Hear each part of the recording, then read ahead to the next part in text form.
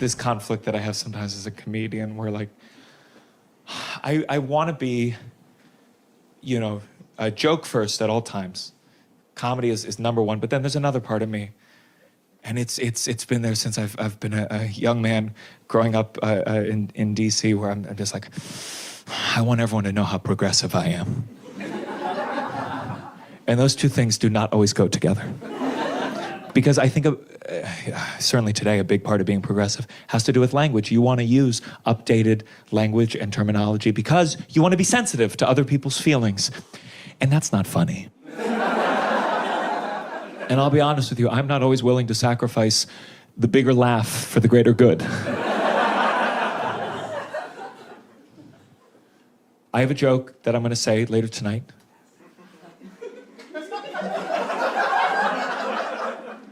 And that joke uses the term illegal immigrant. And listen, I've had progressive friends whom I respect that have pulled me aside and they say, hey, you should reconsider that. It's a hurtful phrase. It implies that someone's existence is illegal. The appropriate term, the sensitive term, the kind term, the true term is undocumented immigrant. And I listen to them. I'm not an asshole about this stuff. I changed it. I went around the country and Canada and Australia using the term undocumented immigrant. And you know what happened? Stopped getting laughs. So I had to go back to my progressive friends and be like, I'm sorry, unlike you guys, I have to win the popular vote.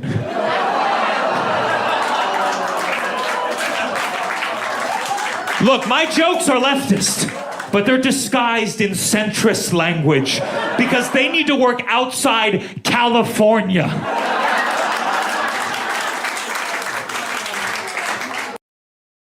Count. Ooh. Oh, everybody's got to say it. Everybody's got to say it. Everybody's got to do it. Everybody's got to say it. Everybody's got to do it. All right, Coop, you first. Okay, fuck, okay. Oh, everybody's got to say it. 13. Holy shit! Holy shit! Okay. Holy shit! 13? It's not that much. That's a lot. Hey, man, hey. That is just a lot. It's not that much. Wow! It's not that much. Wow! Not as much as Terry. Yeah. You really want to know? How much? Yeah, Come on, they yeah, call me Terry. Scary Terry for a reason. 69. Wow, that is a lot. That is a lot. That is so many. All right, Curry, what's your body count then? I've been holding in this guilt. I've been carrying this weight. I'm over here thinking I'm a bad person. I've only killed 2 people. Is gender fluid. So whenever I see or read a story that's set in the future, where technology has advanced to the point where it's basically magic, and I don't see people using that technology to play with gender expression or push back against the boundaries of the gender binary, it just doesn't feel believable. I bring this up because the usual suspects are having a reactionary temper tantrum about Hunter Schafer starring in the new Blade Runner show. Now, we don't know if she's playing a trans character or a cis character. All we know is she's playing a human who's pretending to be a replicant. But just her casting, her presence in this world, makes it feel more believable, makes it feel more human. I don't want to give people who hate on this too much attention. I mean, they have terrible arguments. I mean, you're honestly telling me that in a future world, not just Blade Runner, but cyberpunk more broadly, where the technology exists to easily modify your own body, right, to use holographic technology or nanotech or robotics or whatever, to modify your appearance, to change the way that society perceives you. And you're telling me that in that world, people aren't going to immediately use it to experiment with gender, expression, and identity? I don't believe you. That's the first thing people are going to do. People are going to experiment with gender way before they implant a computer in their brain or replace their arm with a laser cannon or whatever. Some people would use the technology just to explore something they're curious about and have fun. And other people, it would be part of a much deeper exploration of their own identity. But the point is, unless there are non-binary and genderqueer and trans people everywhere, I can't suspend my disbelief. Right? Their absence shatters the verisimilitude of the world building. It just doesn't feel real. And just to clarify, when I say gender fluidity should be everywhere in sci-fi settings, I'm not just talking about identities that sort of exist in a fetishized way on the edges of the world to make it feel edgy or taboo, which happens way, way too much. I'm talking about as main characters. I'm talking about different permeations of gender expression existing in all aspects of life.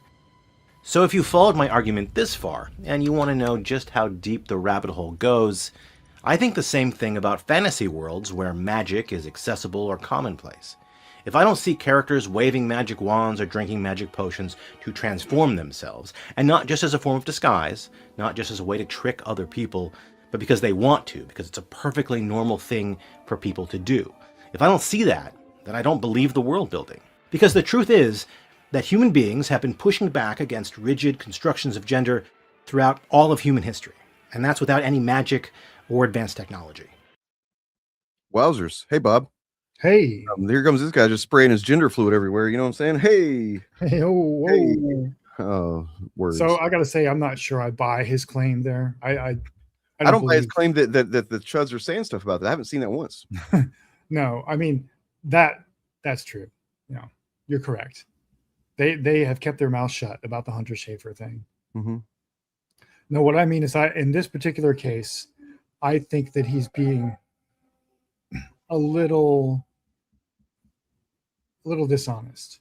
I don't think he actually can't believe the world building if he doesn't see gender fluidity everywhere. I suspect he's exaggerating his disbelief a little bit. He has to be. Like, I mean, I can see like if that's something that you care about, and I mean, and why not?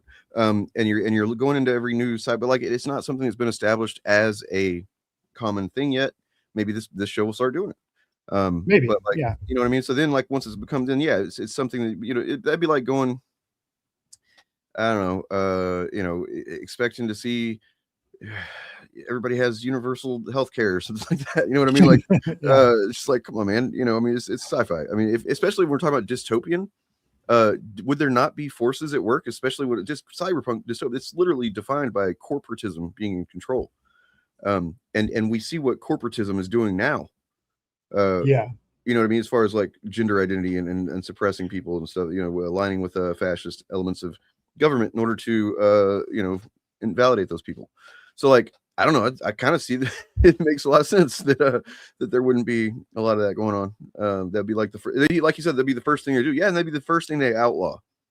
You know, like that like you can add a fucking cannon to your arm, but you can't fucking change your dingling to a wing wong or whatever. I don't know. I was trying to use a helpful, easy phrase that's, you know, we're early in the video. God damn it. I couldn't think of it. What was the last time I used a fucking euphemism other than just like dick and pussy? You know, I don't know. It's been a long time. Anyways, hey, welcome everybody. This is On Your Left, number 1, actually, the first one. You've never seen us before. We've never talked about things before. You've never seen a show like this. Welcome. You actually have seen probably many shows kind of like this one, and I fucking hate that this camera does this fucking automatic shit. Like, stop it, dude. Stop it. All right, I'm gonna fucking kill you.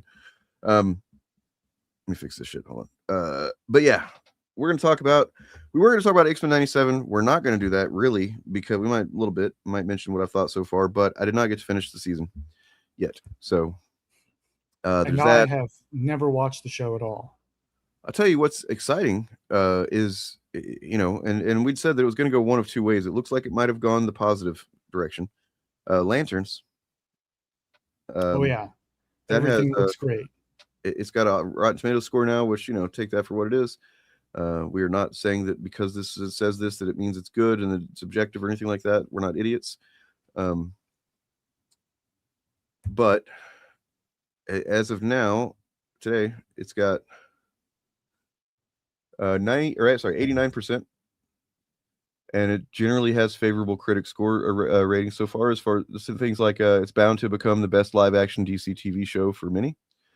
Lanterns is a success, incredibly watchable, even though it's through its flaws and nearly heroic in its hits. If you haven't seen the first 5 minutes that are on YouTube, you should check it out, because that definitely, you know, made me.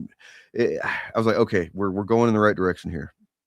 Yes, that clip did so much narrative work in such a short amount of time. It set up so much.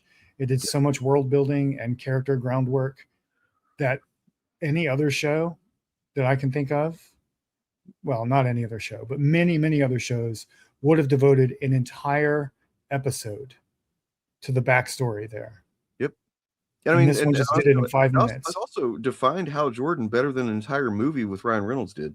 Yes. You know, it set up the fact that I was thinking, I was like, in that movie, they literally show his father die. They talk about how he doesn't feel any fear. They never bridge that gap. They never fucking connect those two things.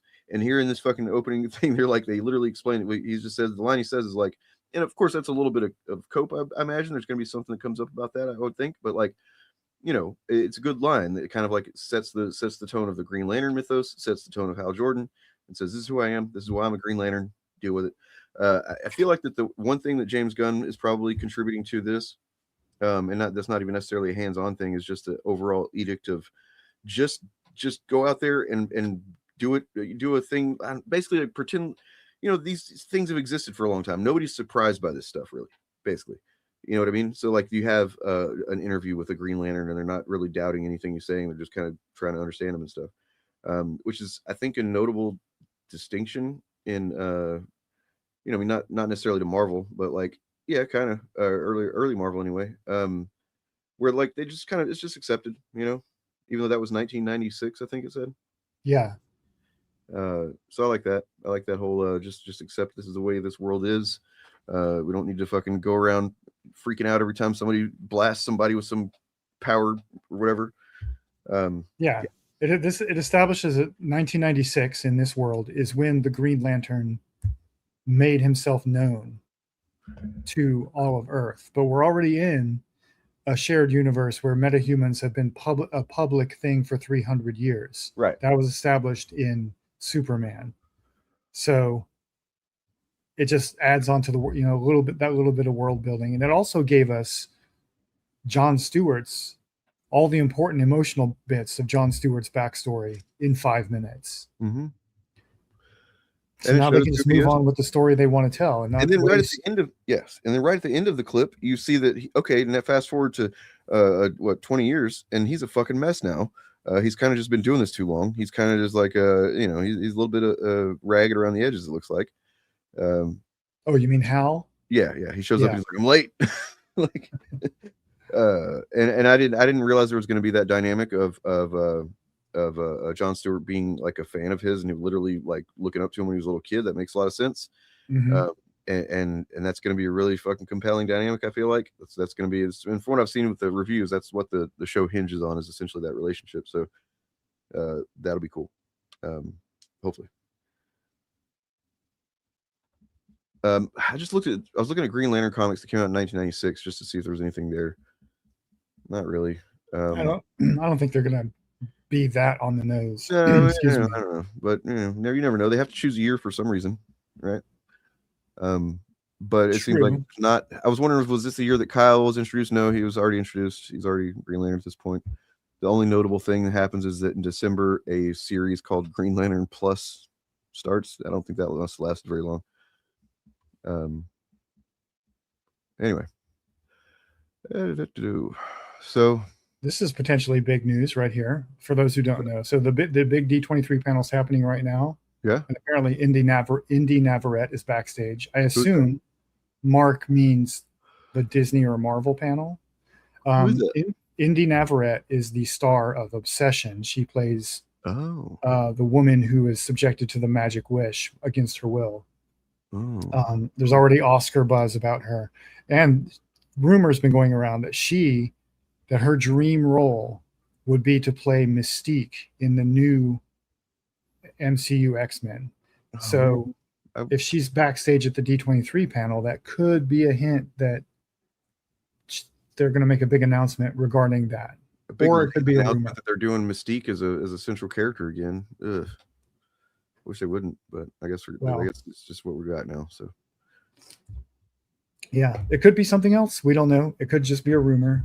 But wait, she was Lois Lane in what? In Superman and Lois? No, was she not? No. She was.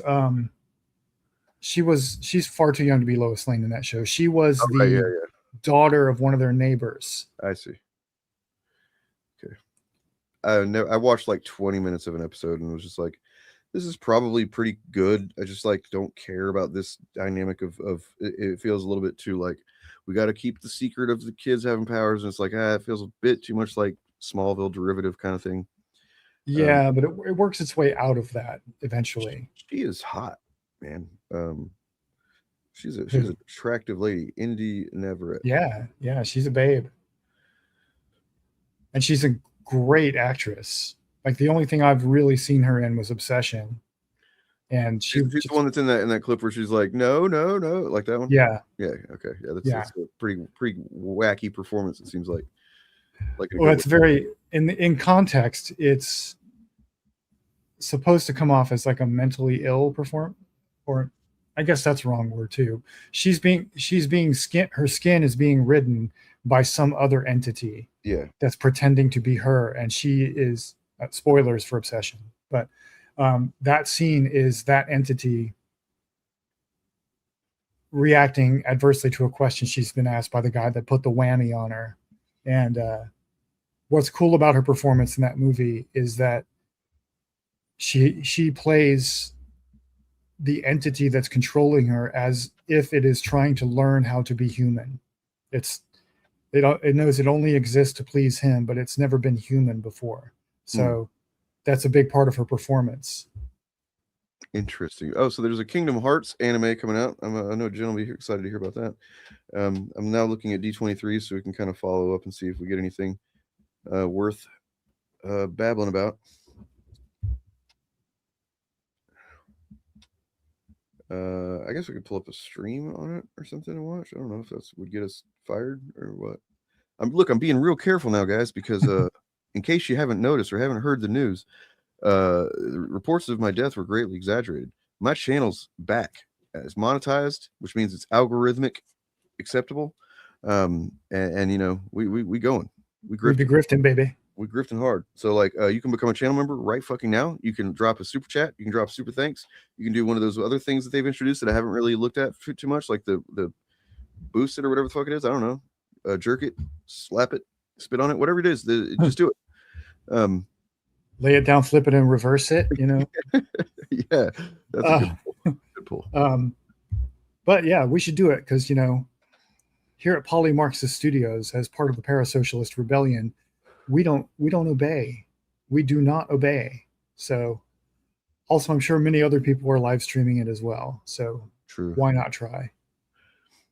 Okay, here we go. Yeah, I saw that there was some first looks at the costumes of Mystique and Nightcrawler in Avengers Doomsday. So that was one thing that we could check out real quick. Oh, I've seen all these. I've seen these ones that are also there.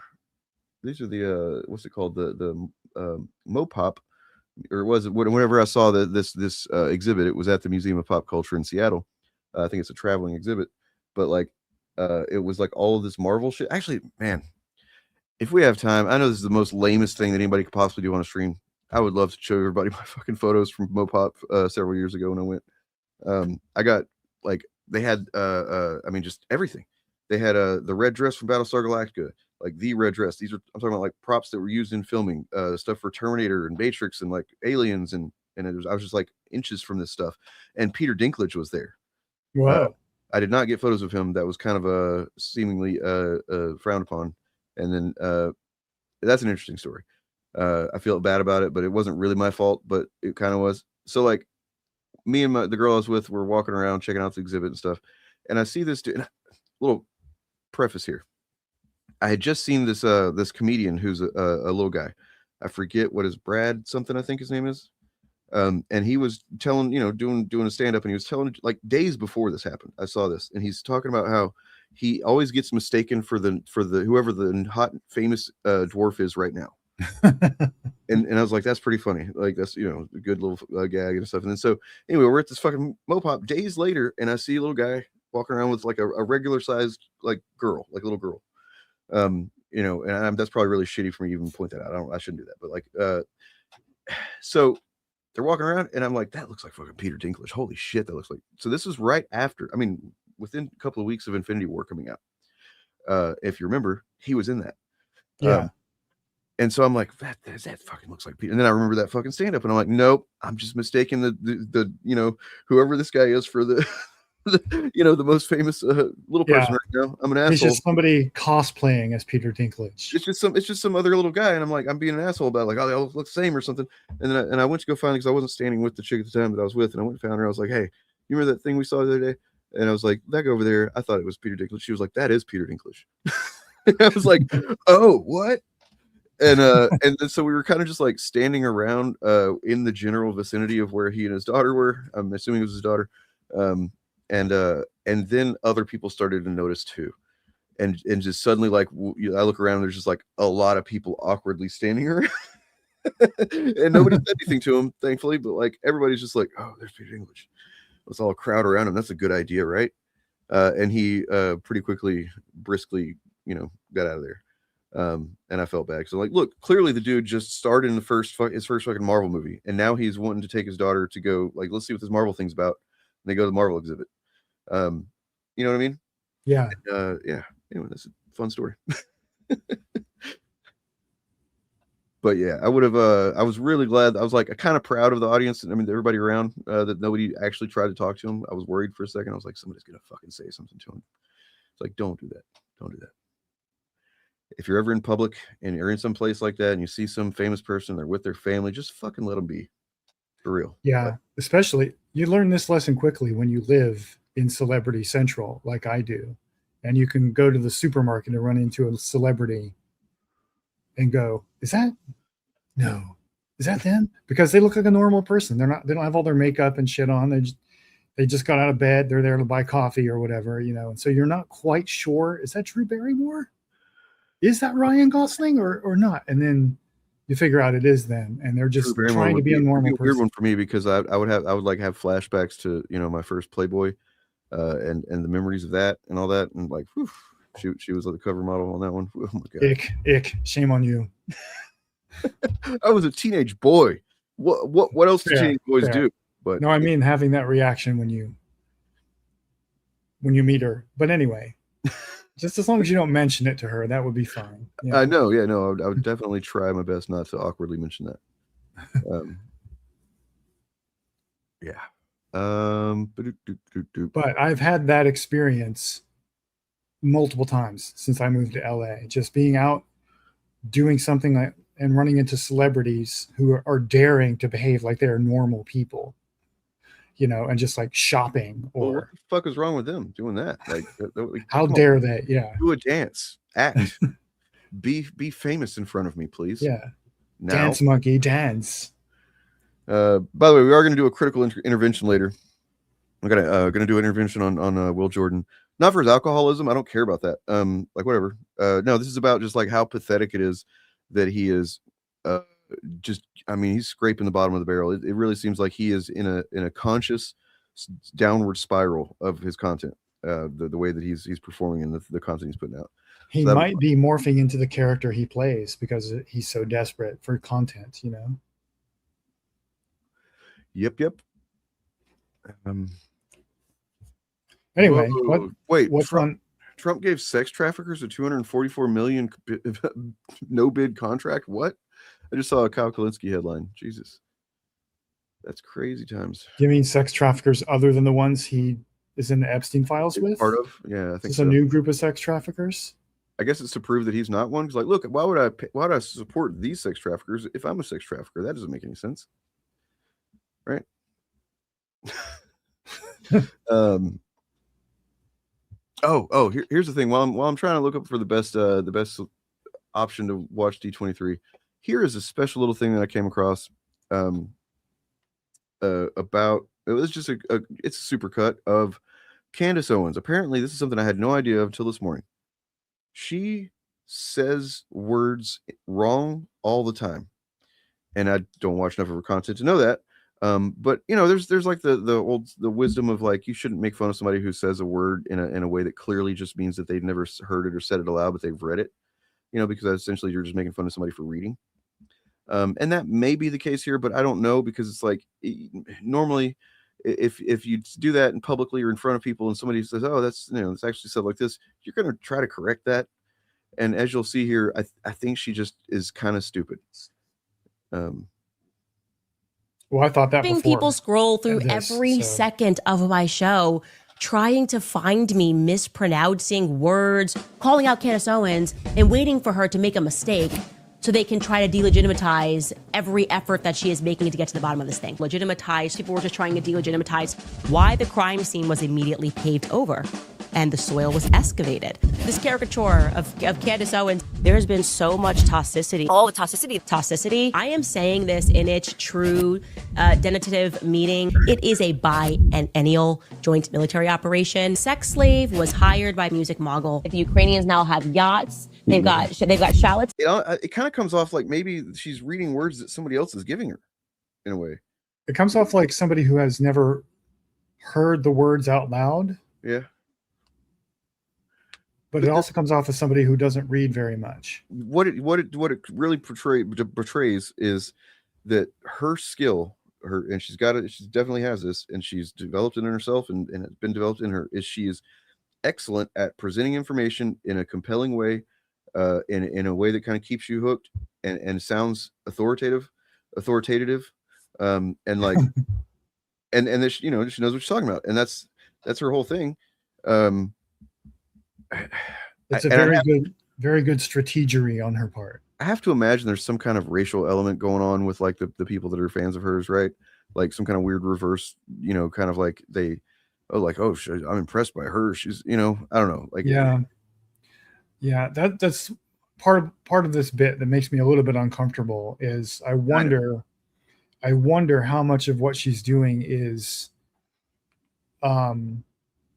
some version of AAV VA, AAVE, and how much of it is she just doesn't know words, and how much of it is.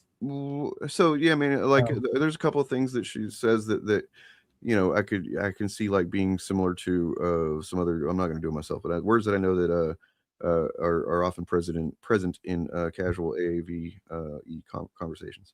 Yeah.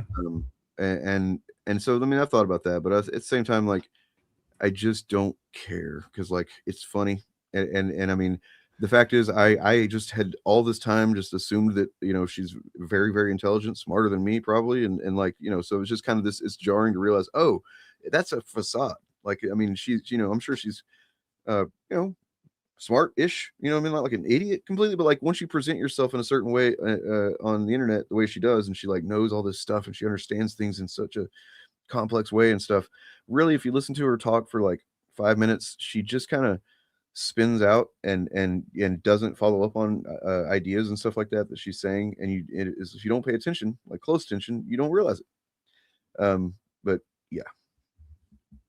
Did you see the photo of the dude who won the no bid contract for the reflective? Yeah, he looks like a I don't know, like somebody should be sued for making him like the I guess like the mobsters of New Jersey should sue that guy for existing. No, did you see that they just dropped the charges on the guy that they had filed charges on? The person they filed charges on. It just openly, blatantly a fucking bullshit whole thing. Weeks and weeks Trump was fucking just spinning out about that, fucking focused on almost nothing else. At least publicly. Did you hear about this thing? I just heard about this earlier. He is now offering $100,000 a month early access to his fucking tweets, his Truth Social posts, so you can see his Truth Social posts before he sends them out for $100,000 a month, which means he's fucking selling the ability to manipulate the market openly, because if he tweets something about this or this, it's going to affect that market, and it's just so fucking brazen, man. I hate it. Trump says I do too. Yeah. I don't know what else to say except yes, correct. In Switzerland, the IDF even dropped napalm. Candace, have you had a chance to see the Michael biopic yet? I wanted to see the Michael biopic. We talked about this with Pillar of Garbage, and Ryan was on whenever I did the 24-hour stream. That is a word that it seems like everybody said it one way about 5 years ago, and then suddenly everybody started saying it the other way. Yep. And I mean, biopic, that makes all the sense in the world that you would call it that because of what it is.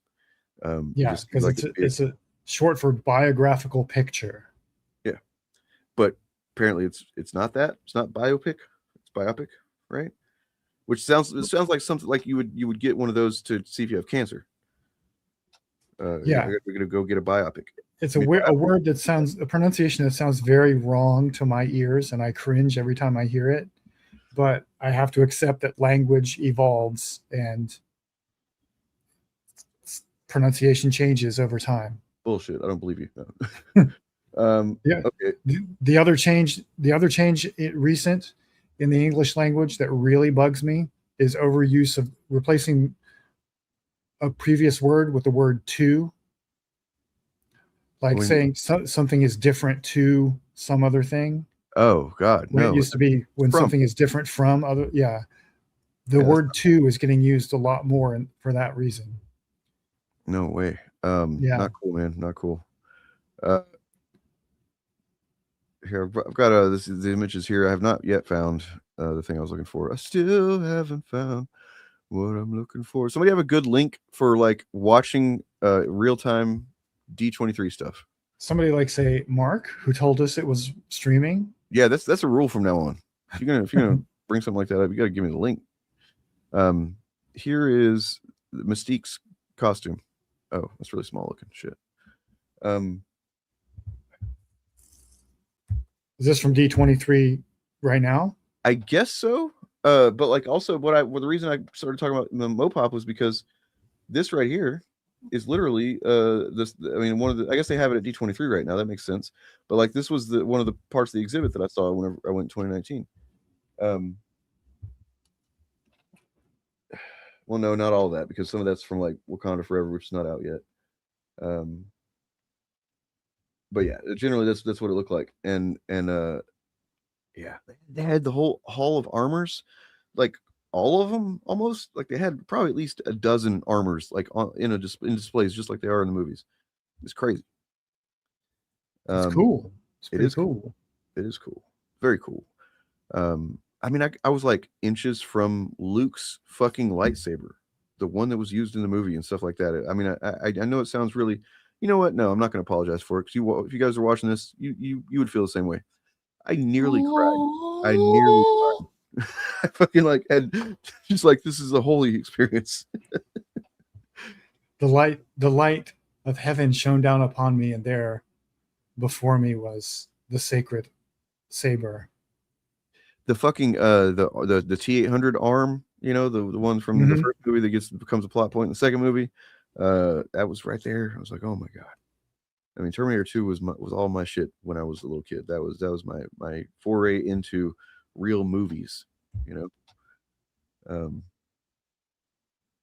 I got really into that movie. I had like action figures, which is crazy. They even had those.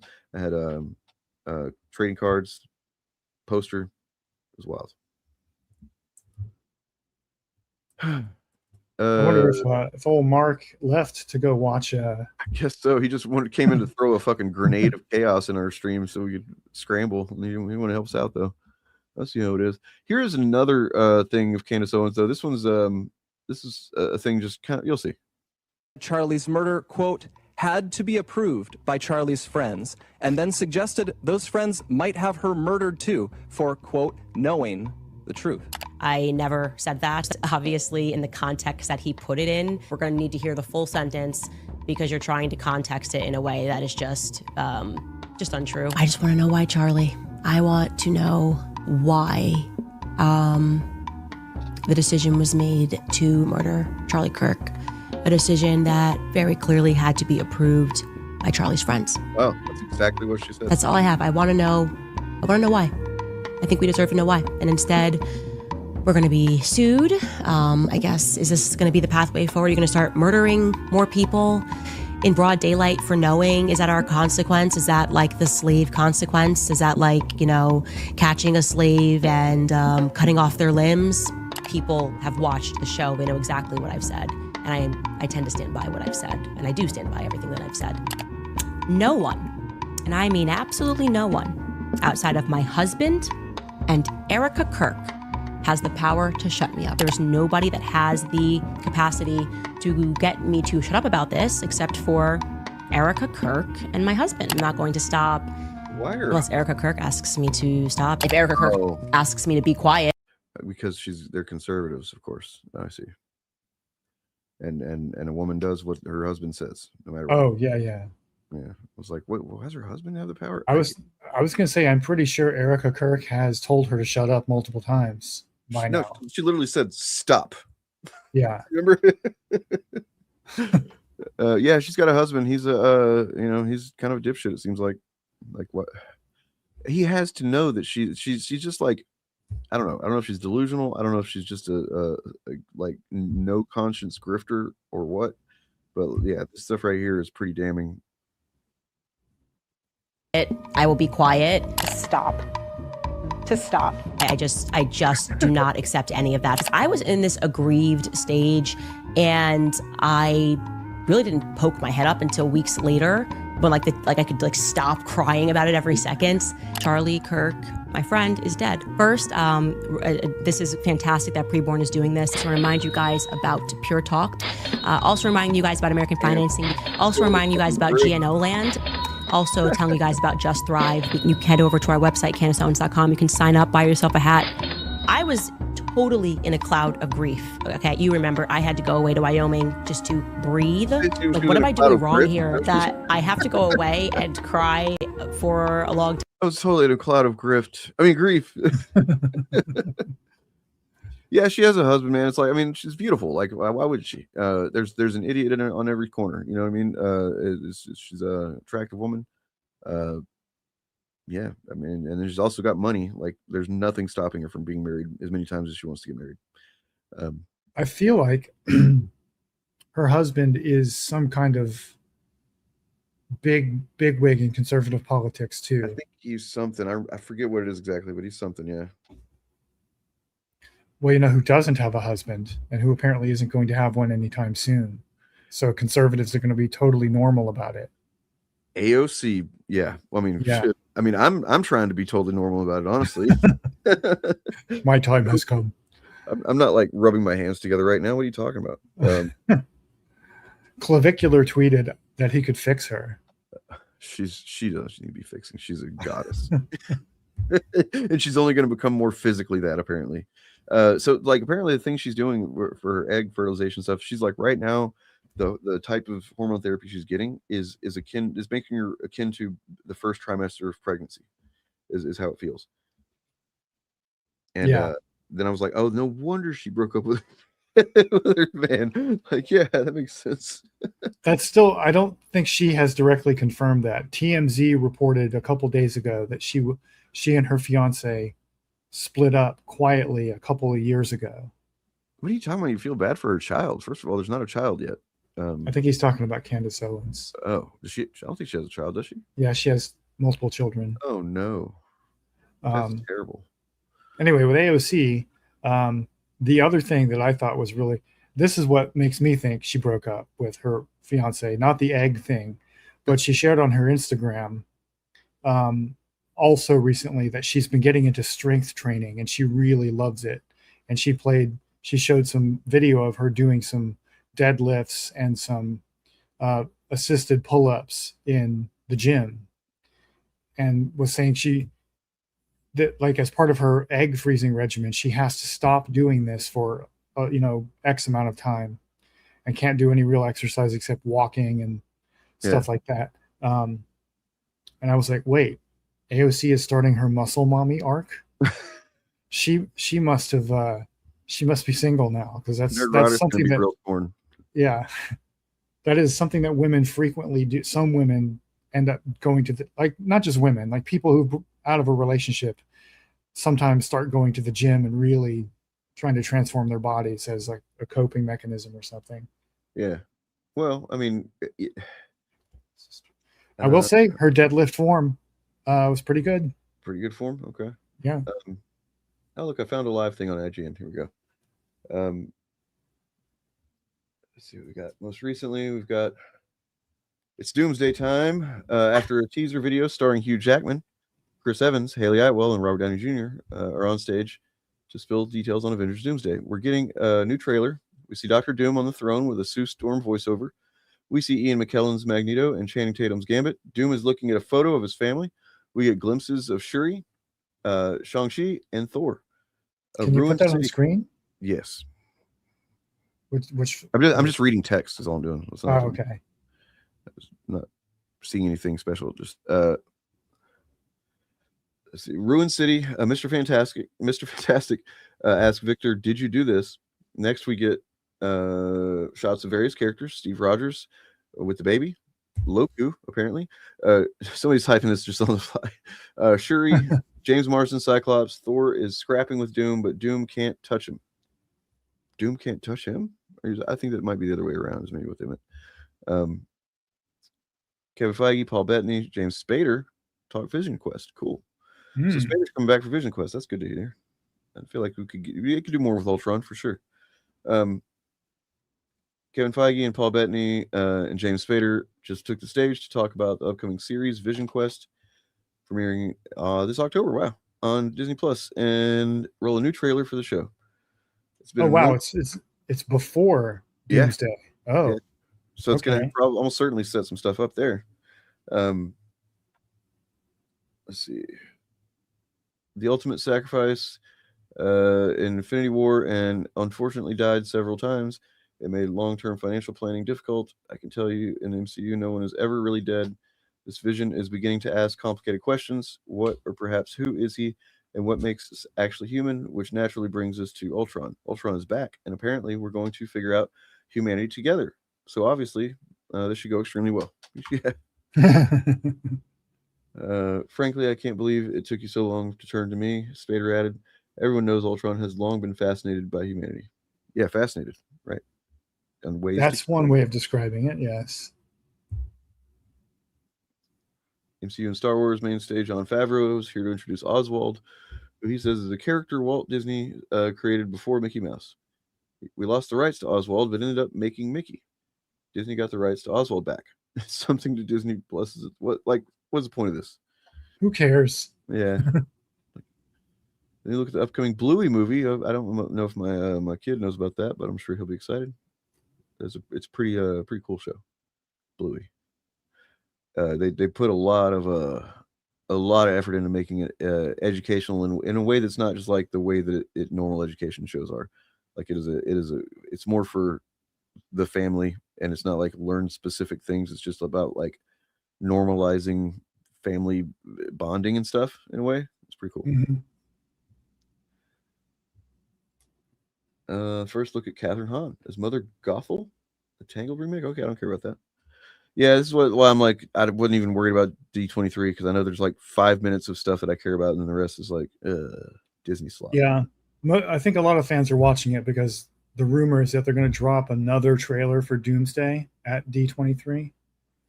So that's what everybody really wants to see. Or they're going to do some big casting announcements for the X-Men movie that I don't even think is in production yet. I mean, it just said that they did drop a trailer. They watched a new trailer, so. Oh, okay. That's what it was describing. Oh, I thought it was describing the one we'd already seen, because some of that's in the trailer we saw. Okay. Kingdom Hearts series. Okay. Coco 2. Oh, look, he's all grown up now. Incredibles 3. Wow. Another Simpsons movie. Okay. Okay, Mark is back. Mark, give us a link where we can watch the D23 stream that you seem to be watching. And they did announce the X-Men. Well, I just need to refresh this one, I think, and we'll see it. Hopefully. I mean, we're aware of some of the casting for the X-Men already. What? See, this thing says it's fucking updating, and I don't believe it. Where is there a stream somewhere? Like, you know what? I'm just gonna go to goddamn YouTube like a fucking person that knows how to use the internet. It's just that I'm getting distracted talking about other stuff, and so I forget to focus on finding. Yeah. The one rumor I'm interested in getting confirmed or not is that Disney was wanting to have X-23 be the default Wolverine of the new iteration of the X-Men. I'd be fine with that. Yeah, so the rumor was they're in talks with Daphne Keane to have her come back and do that. Fuck yeah. Love it. Let's see it happen. Okay.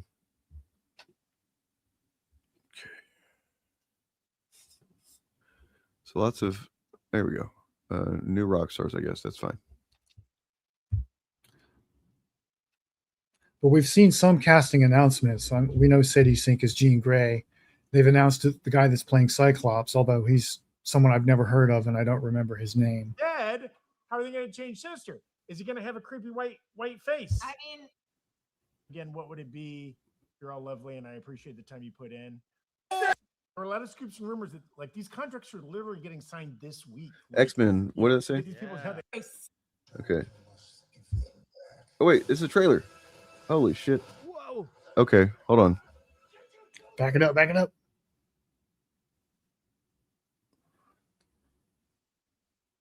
Do you guys don't? Yeah, you don't have audio. Let me reshare this. I could hear it. Yeah, but nobody else could. Because I was not sharing the audio.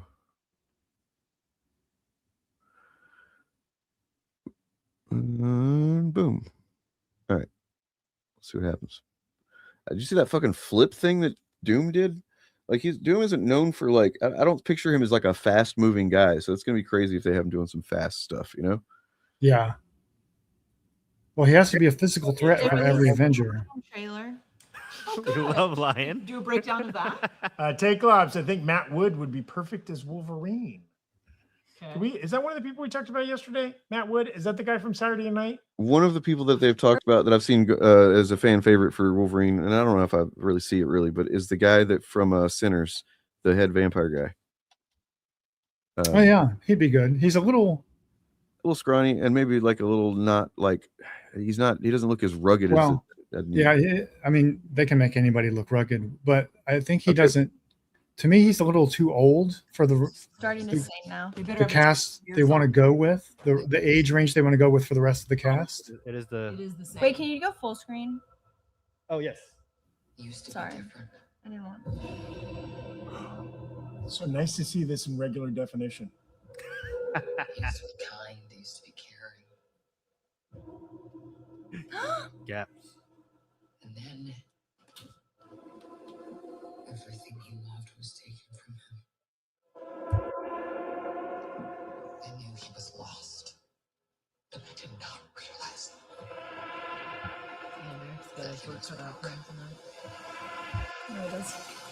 Scary. It's scary.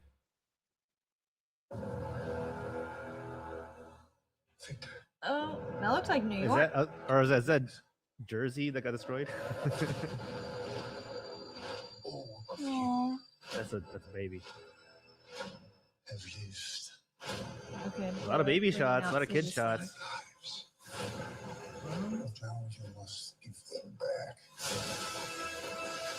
Whoa! Shit.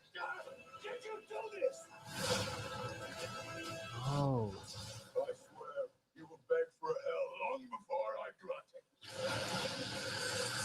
Oh.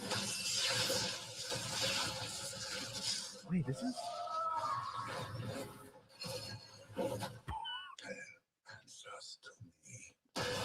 Wow, very Doom. Hell answers to. Ooh.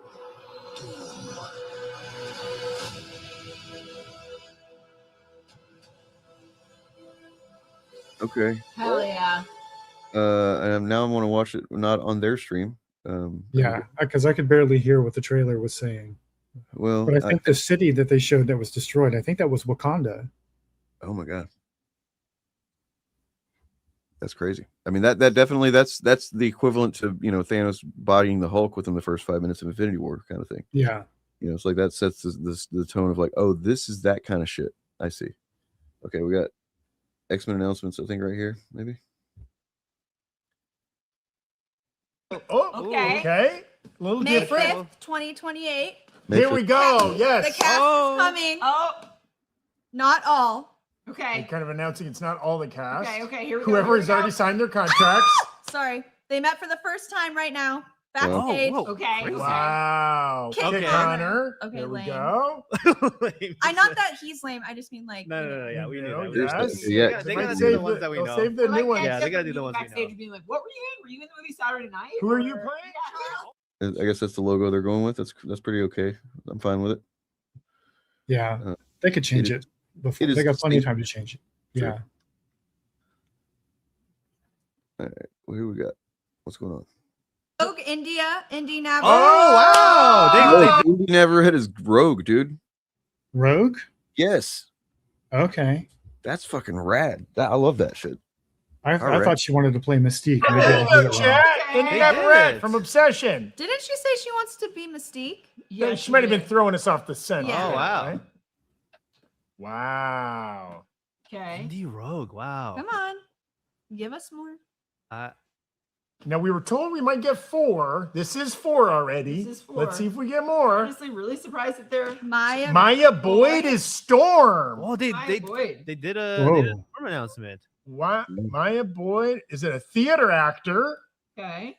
Adam Driver. As Well, Jess said and Adam Driver. Jesus Christ. So I don't know if that He's not means- playing Jesus Is Christ. he playing Jesus Christ? Okay. Holy. Okay. Maya If Adam Boyd- Driver is not playing either Professor X or Magneto, then they're doing something wrong. Sinister would work too. I Well, think you yeah, just, it could be that. Yeah. Also, Jesus Christ is a mutant canonically in Marvel Comics. For anybody that's not aware, that's true. He's just a stage actor. Doesn't have. Okay. But She's looks like in she'd be a good Angela. story. I mean, Broadway is they're the Okay. best Ooh. actors. Do we think is Adam Driver Magneto or Sinister or something else? No, wait. That was Sorry, I'm trying to clouding up the chat. Sorry, I need clarification. Magneto! Whoa! Wow! Wow! Whoa! Wow. Okay. Wow! Well, I'll be interested to see what they do with him. Yes. Huh. It looks so good. Wow. I'm so excited. Here on my phone. That's crazy. Get us But that, the pull that driver's not out picture. there. I don't know, but they're saying. him. Wow. Okay. Wow. Honestly, Okay. surprised about some of those. Did they just? Oh, he sent a video. He Oh, sent a okay. video. Driver's not on set. He's busy making his 9 movies Yeah. a year or whatever. Yeah, Okay. yeah. And plus, I mean, there were a lot of scoops and rumors that like these contracts are literally getting signed this week. Like, to get these people to head to Yeah. Anaheim's hard. Wait, he's joking. Oh, maybe he's not Magneto. It's He's Mr. Mr. Oh! Sinister. Oh, Okay. Oh! That makes more sense. I'm here for a Sinister movie. Oh wow! my So Sinister's gonna God. be like the big Yes. villain. I'm like, oh, wow. First time. Oh, he was joking. I mean, also savvy of Adam Driver to joke about playing Magneto, only to Yeah. reverse he into a Mr. Sinister. I think he'd be good as Need Magneto. a break from Magneto. I mean, yeah. I think I'm honestly, everything I've seen Adam Driver in, he's fucking good. He gives it all, no matter what he does. He gives it. But that said, I'm glad they're going with Mr. Sinister for Yes. the villain. Me too.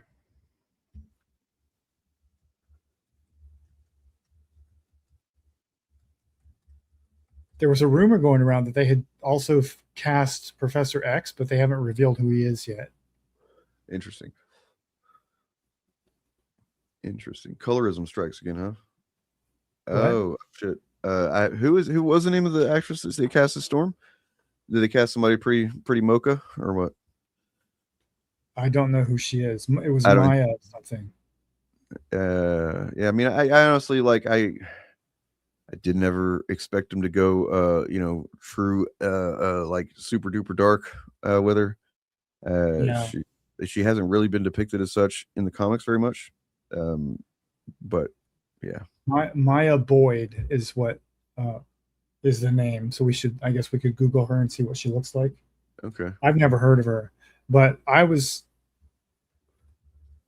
thinking they should probably, and they might still introduce her in Black Panther 3. We shall see.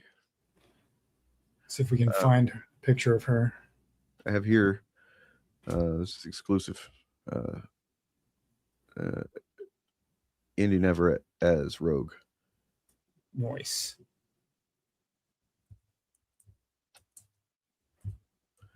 Thanks, AI. We just killed a rainforest for this. You're welcome, guys.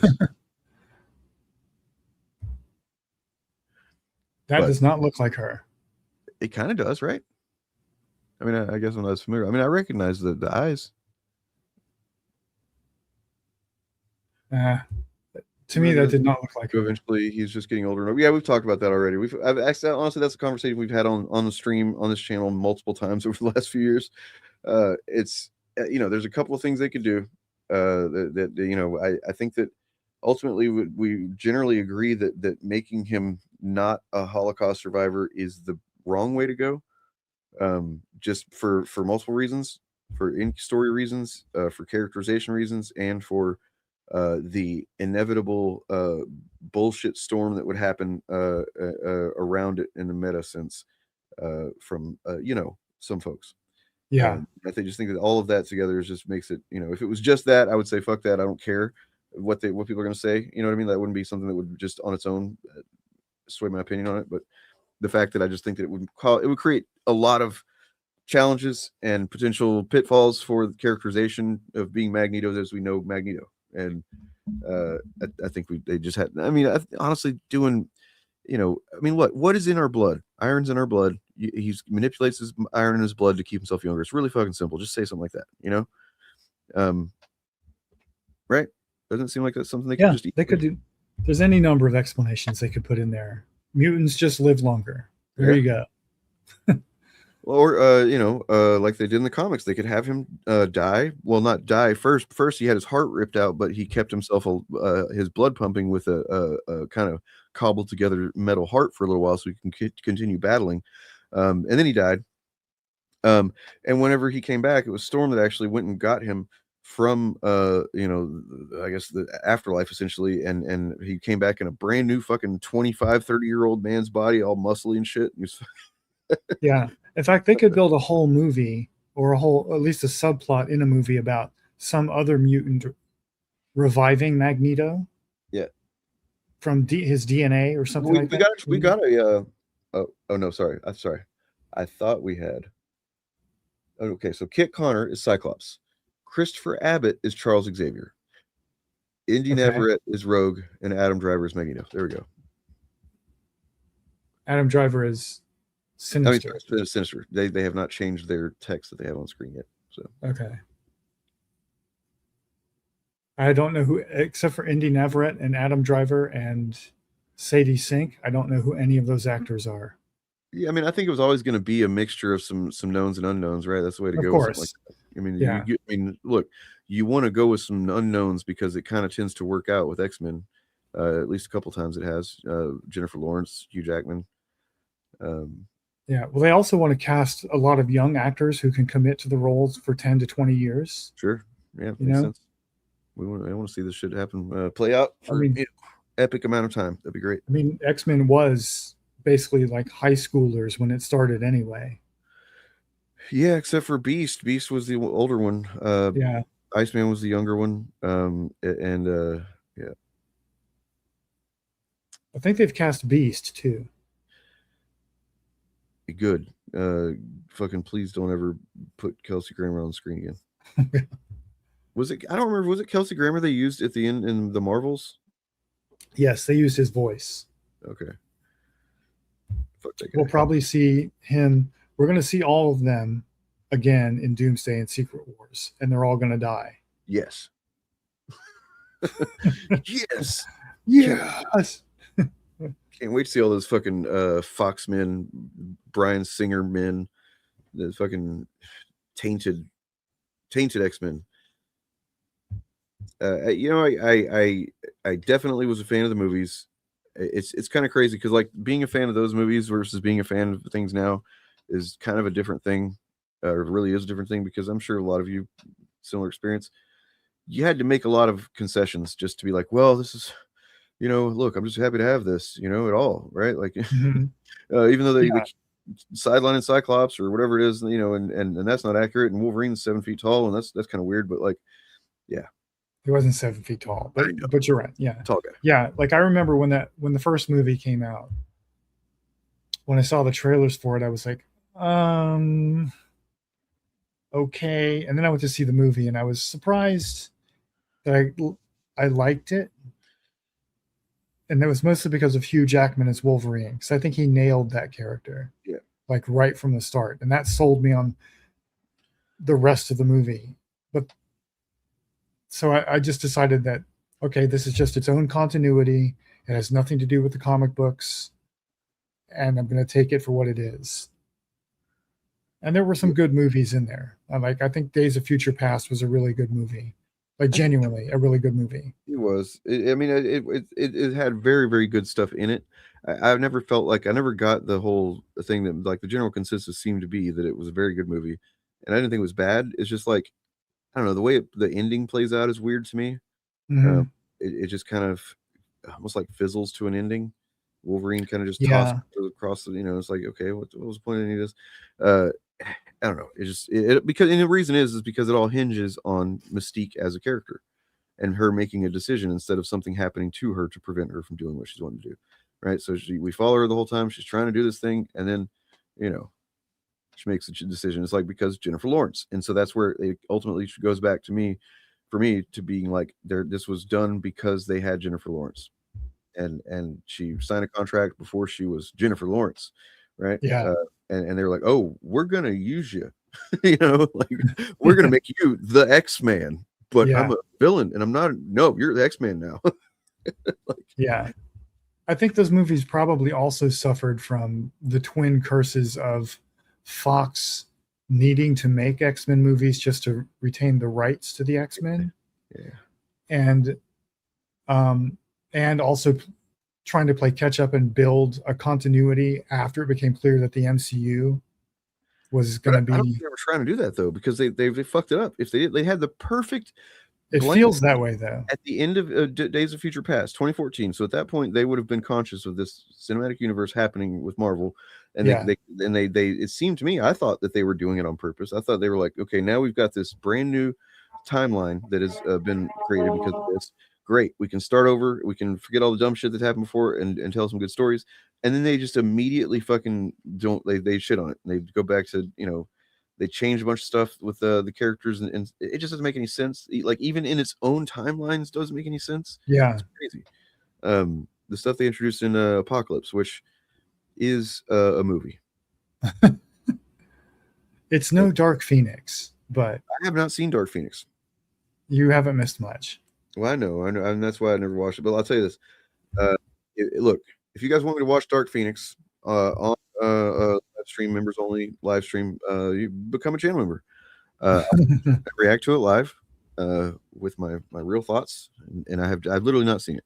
I know that things happen in it. I know in particular, that Jennifer Lawrence saw her way out. It was like, okay, I'll do it, but you got to fucking kill me, and I'm not wearing that makeup very much, okay?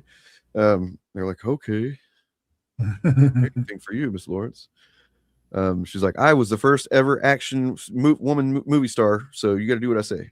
That's true. That's true. You were.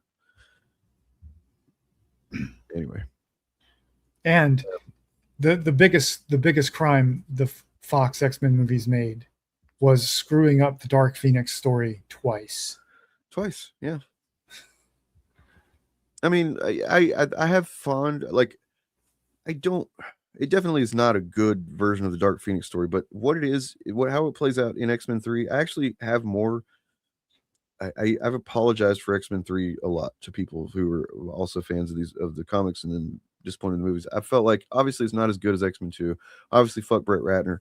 Obviously, there's a lot of shit that happens that just like is nonsensical and out of nowhere and doesn't really do anything narratively. But the moment at the end, toward the end, whenever it's Wolverine and he's fucking trying to get to her and she's just like blowing his flesh off and it's just growing back, that's pretty fucking good. Yeah, it's a pretty good moment. Like it's pretty powerful. It's well done. It's just yeah, you can tell they built the entire movie around that scene. Yeah, pretty much. Yep. They're like, we got to get into this. What about Cyclops? Kill the motherfucker. Yeah. Well, don't you think we didn't really use him in the last one? I don't care. Kill him. I forgot that Brett Ratner directed that. So that's like 2 pedophiles that they had direct movies for the X-Men. It's so tainted, that whole thing. It's bad. And then I don't know, Kevin Spacey was probably lurking around there somewhere. I'm surprised that Bryan Singer didn't try and get him in some kind of role in those movies. He might have. Yeah, Kevin Spacey's too good for that. That's true. It's like the Trump administration. They made X-23 and was like, no, we can do this worse. But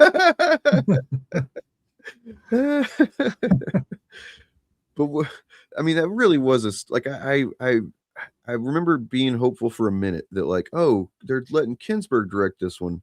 That's an interesting choice. But I was like, he's never really directed anything, but he has been around this whole time. He's been on every one of these movies, and like maybe this is the guy. Maybe this is the guy. Like, and I remember thinking that for like a hot minute, and then just pretty quickly being like, oh no, I don't think that's going to be very good at all. But each of the X-Men movies, I have not seen Dark Phoenix, but all the other ones I've seen had at least one or two scenes in them that by themselves are really awesome. Yeah. Like in Apocalypse, it's the scene where Quicksilver rescues all the kids at the school. And honestly, the scene where Jean, Phoenix is out and fucking kills him and stuff, and they all kind of blast him. That's a good moment. Yeah. If you're looking for the Phoenix storyline, that's not it. And that was, if they would have set it up like just like that, and then actually made a good movie next, that would have been cool. Because that was a cool little tease. They kind of maybe leaned into it a little bit too much, like, oh, she's gonna slow walk for a minute, and all that. But like, they were excited. Yeah, it just Sophie Turner, is that her name? Yes. She's kind of not really the right for the part, probably. She's a little bit like Sadie Sink. I haven't seen Brand New Day, but she seems like she's definitely got more personality than Sophie Turner, at least what she conveyed in that movie. And then but yeah, you're right. The scene of Quicksilver kicking his ass, and then of course he stomps his leg or whatever. It's pretty brutal. Are you talking about? I meant the scene with Quicksilver. I think it's in Apocalypse, where the school is blowing up, and he saves all the students because he's got super speed. So it's filmed, the explosion going in slow motion. That scene is awesome. Yeah, I mean the one before in Days of Future Past is also very good. Very good stuff. I mean, it kind of breaks the whole movie though when you think about it too hard. Like, if he can go that fast, why do they have any problems at all? Like, why wouldn't you just do that all the time? But if you don't think about it, it's fine. It's sort of implied that he does, sort of, at least in Days of Future Past, because when he's down in his basement, he's flicking all over the place doing stuff. Yeah, but I mean, like if you can solve any potentially violent or conflict, situation, like the movie wouldn't be able to happen if you just actively just like, oh, I'm going to take care of this now, and everything would just be a quick montage of him doing whatever, and like everybody's just standing around like, what happened? I just always wondered how his music wasn't slow. Like, he's moving at he puts his headphones on in both of those scenes, and he's running at super speed, but we're hearing the music at regular speed. Well, maybe it's the what's the word I'm looking for? It's the diegetic is in the movie. Okay, it's so so it's implied by the images on screen, because he puts on headphones, that we are hearing the music he's listening to. But if he's moving so fast, how would he be able to hear the whole song? Look, we're not supposed to think about them that much. Okay, we're not supposed to think about it. They definitely did not. So they were definitely all about, let's do the coolest visual we can, and it was very cool looking. Yeah. But yeah, I'm excited to see them move on for sure. I've been waiting on this for a long time. I was legitimately upset whenever Doctor Strange 2 came out, or was about to come out, and I started hearing rumors of different characters in the movie, and I was like, okay, Professor X, wait, Patrick Stewart, Professor X, what the fuck? Like, no, can we please not do this? Please don't do this. Please don't do this. I was like really upset about it. And of course, turned out okay. You got to see him die in a fun way. But yeah, and then Deadpool and Wolverine, it was like, of course I want to see this. Of course I do. Like, fuck, I'd be stupid not to want to see this movie, but at the same time, please let that be it. And then at the end of that movie, it heavily implies, nope, that's not it. There's still more with Wolverine. And I'm thinking, I'm really hoping that this is the true ending for Hugh Jackman here. And I don't know if they're going to use it as like a, because he got his big, heroic ending. I'm thinking with this one they're just going to kill him, right? Like he's just going to die, and that's going to be kind of like symbolic of like what's going on here. Yeah. That's what I hope too. I mean, as much as I love Hugh Jackman in that role, I'm sure he wants out of it too. Yeah, he's got his whole cult that he's part of. He's got to go do stuff with.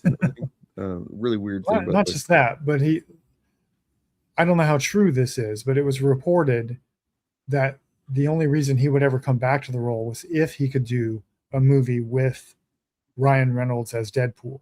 Otherwise, he was not interested in coming back. That was I think that was what the case was. And I guess while they had him, they're like, hey, we're doing this whole multiverse thing. Do you think you could, just do like one little cameo? Yeah. Like you barely have to spend any time on set. We'll do the CG abs for you, whatever. I mean, I think the ending they gave him in Deadpool and Wolverine is fine. They could never have him turn up again, and they could have X-23 take on the mantle, and we would just know that the other guy, Logan, is out there somewhere. I would like to see. I still like to see them introduce Logan down the road, a new version. Like, but I'm fine with it not being immediately. I'd like them to tease that, like have I don't know, maybe she goes looking for him or something. But yeah, because if they use the version of X-23 they already have, she's not even the daughter of the one that. It's so fucked up, so confusing. But she's not even the daughter of the one that was in Deadpool and Wolverine. They're separate. So the Logan in the new MCU could just be some younger person. But he'd have to kind of look like Hugh Jackman, I guess, right? I don't know. I guess it doesn't matter. The variant thing is weird because like there's some variants that the variants are like the exact same person, and then sometimes just not. And that's where a lot of I think the gray area with Doctor Doom is going to be, like what's really going on there. We shall see in December. Before that, Vision Quest though, which is cool. I'm excited about that. I'm gonna go see I think Brand New Day tomorrow. So I've been trying to catch up Oliver with stuff.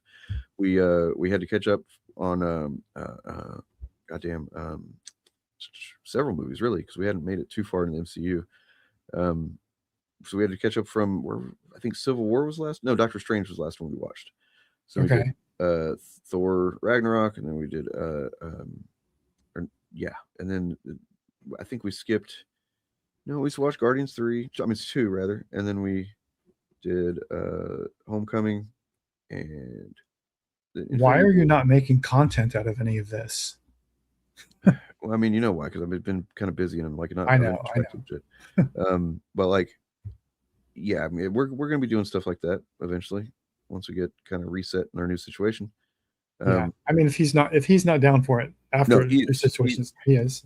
He is. It's just, it's just been it's been few and far between. Like whenever we've been able to watch a movie, it's because we have time to just like, okay, let's go watch a movie, and that's really all there is that we have time to do.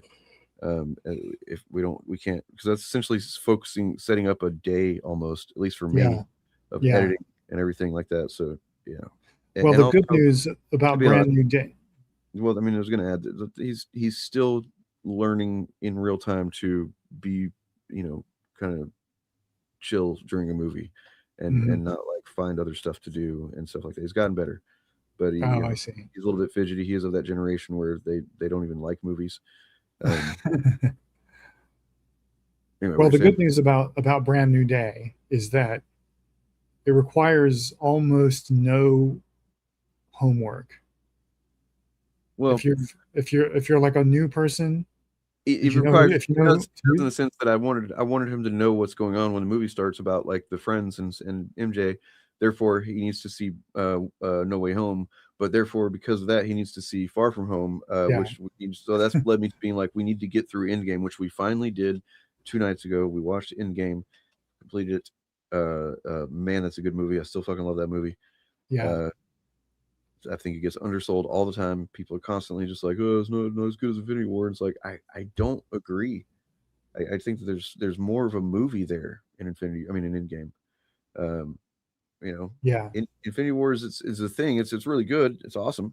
It's like, it's incredible. It is just a very different kind of experience. Endgame has, it kind of lets you stew in the fucking misery a little bit. I think maybe that's what people really don't like. They're just like, oh, it's making me feel stuff. Yeah. Well, Brand New Day explains everything you need to know to understand what's going on in the movie. So if you're familiar with who Spider-Man is and who the Hulk is, then you'll be fine. People have heard of Spider-Man. People have heard of the Hulk. So. Yeah, but I mean, I also know that Oliver is the type to ask questions about like what happened with the Hulk since the last time we saw him and stuff. So like, I just want him to, have those understandings going forward. And yeah. So tomorrow, I think we have to watch No Way Home, and so we might probably won't go see it tomorrow. Probably Sunday. We'll see. So who is his favorite character so far? Huh? I feel like he likes Hulk a lot, but I don't really know. I mean, he likes Spider-Man a lot. I mean, who doesn't? But I guess gotta ask him. In fact, I'm gonna go grab a piece of pizza. So I'll do that when I'm doing that. And you guys can check out this thing that I've got here. In the meantime, so this is a bit of a sidestep to the topic of Peter Thiel. Maybe friend of the show. Friend of the show, Peter Thiel. Yeah, real nice guy, good guy. He's got a lot of good things. He's got irons in the fire. He's looking out for humanity for sure. Or have you? I got this other video about American History X. Which one do you think? Have you seen American History X? I have. It's been a while, but it's a very good video. It actually, because I saw in my mind up until this video, I saw that movie when I was like 15, 16, and it worked. Like I already was like, fuck Nazis, didn't like bigotry and stuff. But that movie really helped me understand the cyclical nature of violence and just hate in general and stuff. Which this guy, by the way, in this video explains that he doesn't think hate is the right word for what we're talking about, and makes a good case. But in my mind, that movie still did what it was supposed to do, which is it still holds up as like a good piece of kind of anti-fascist narrative. And then this video just destroys that and makes you realize, oh God, yeah, it's got some problems. And not only does it have some problems, it may be contributing to some fascists being fascists. Of the course. The infamous scene that everybody's probably seen. If you're aware of this movie, you know of Edward Norton muscled up as fuck with a swastika on his chest. And he's fucking in his underwear, and he's got a gun, right? And he does the curb stomp thing, pretty fucking brutal. And to me, when I watched that movie as a teenager, I was like, "This is terrifying. This is fucking awful. This man is fucking far gone. Like he's oh no." And apparently, though, in this day and age, there's some people that see that and they go, "That guy's awesome. He's doing good shit right there." And that sucks to think that is the case. Yeah, I suppose there've always been those kind of people, though. Sure. Let's do that one for a minute. I'll be back in just a couple minutes, though. I think you can stop it if you want to and talk. But I just didn't want to leave you hanging for That's okay. I'll go get some water. Okay, cool. Be right back. Time when white supremacy is staging a comeback. Governments around the world have gone far right, including the US government. The Great Replacement conspiracy is now policy in the US and Europe. The US has an agency tasked with ethnically cleansing a continent. The richest guy in the world uses his media platform to spread neo-Nazi ideology every day. Neo-Nazis in the US regularly engage in mass shootings and hold public rallies without consequences. How does a guy make sense of a time like this? Is there any media I could watch? Hey, there's one. I remember this from 30 years ago. Today on It Had to Be Said Theater, we're looking at American History X. How does it hold up? Please like, share, and comment on this video because the language I use will make the algorithm mad. You won't see any violence or hear any racial slurs, but I will be talking about the people who use violence and slurs, and YouTube doesn't like that. We're going to examine a bunch of scenes from this movie, mostly just the talking parts. Is American History X an anti-racist, anti-fascist movie? In intention, unequivocally yes. In practice, Yeah, watching it again at 44, it feels like what it is, an anti-racist movie made by white people. There's a redemption arc for a Nazi, 2 magical black men who save the white protagonist, black youth all portrayed as gangbangers. Are there any positive messages we can draw from this film? In case you haven't seen it, American History X is about neo-Nazis. It follows Derek Vineyard in his journey from promising student to neo-Nazi to prison Nazi for killing 2 black men to ex-Nazi, and his younger brother Danny, who seems to be following in his footsteps. It doesn't consider all of Nazi ideology, just the racist part, and applies it to the neighborhood of Venice Beach, Los Angeles. As I've said elsewhere, I disagree with the use of the word hate to describe racism. When someone is beneath you in a hierarchy you made up to feel special and make money, you feel contempt, as distinct from hate. But no one's beneath you because there is no hierarchy. It's just something people who are terrified of the world tell themselves to justify taking out their trauma on others. It's not hate, it's bigotry. Hate puts you on the same level. Bigotry and contempt are about superiority. Hate can make you kill, but contempt and disgust are enough to make people want to commit genocide. They come from thinking some people by their nature are dirty, and wiping them out cleans and purifies a society, when really it just means more pointless suffering for longer. A relatively honest and therefore obviously fictional Nazi is Hans Landa. You don't like them. You don't really know why you don't like them. All you know is you find them repulsive. He explains his objection to Jews as a feeling, not something based on facts, but just a vague ick. And he would rather wipe out a group of millions of people than just get over it. In the first color scene in the movie, Professor Dr. The right has their story and their narrative. For all of the problems in this country, they blame immigrants and trans people, right? That's their story. Now, they're fucking bullshitters and they're lying, and those people are not a problem, but that's their story. Our correct story is trans people are not the problem. Immigrants are not the problem. The problem are the billionaires, the warmongers, and the fascists.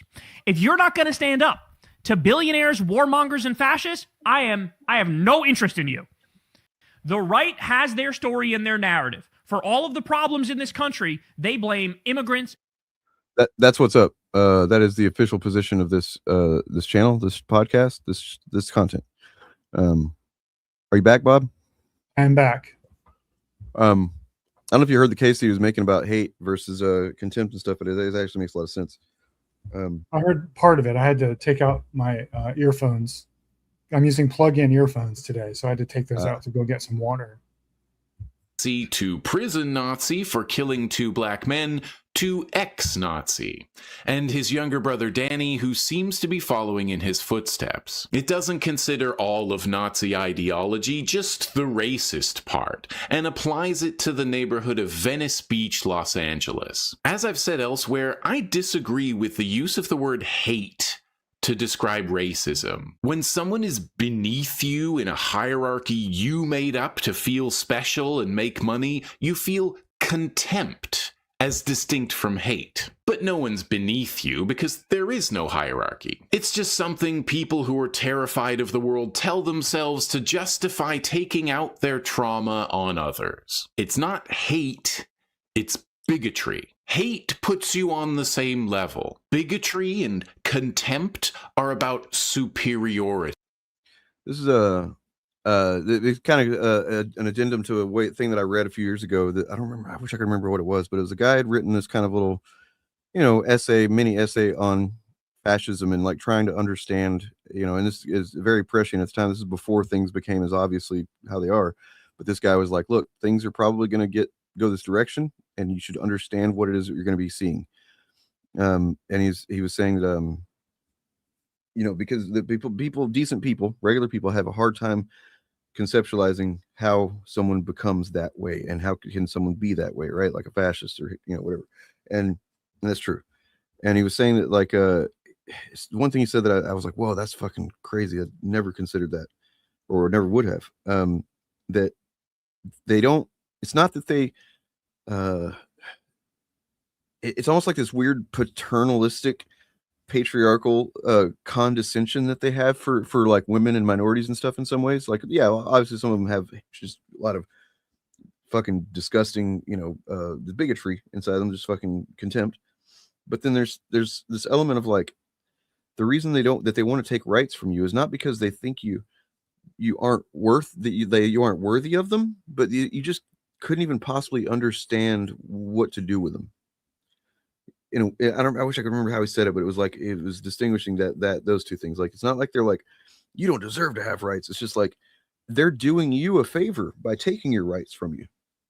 So that because you can't even conceptualize, you can't comprehend the burden of having rights and have the responsibility of them. So they're going to take them and they're going to choose for you, right? Yeah, that's kind of like that makes sense to me. Yeah, it's fucking weird. Yeah, because that's kind of I've kind of always been thought along the same lines because, it ties into the thing people have where they'll do something or believe something that's very obviously racist, but they don't consider themselves to be racist because they don't hate anyone. And I think they're sincere. They don't hate anyone, but what they have is like an operating system running on their brain, which tells them that they are better than this group of people. Well, and it's also just like this, and that concept that was you're describing is what allows for a lot of the people that are how they are now. It's like that T-Rev guy that I debated. He's the one that kind of opened my eyes to this because he was saying, he's like, you think that we're hateful, and I'm like, well, yeah, I think you're bigots, generally speaking, to varying degrees. And he's like, well, but hate is something that you have in your heart. It's something you do. Like if you hate someone, that's in your heart, and you're like actively hating somebody and stuff. And I was like, I don't think that's right.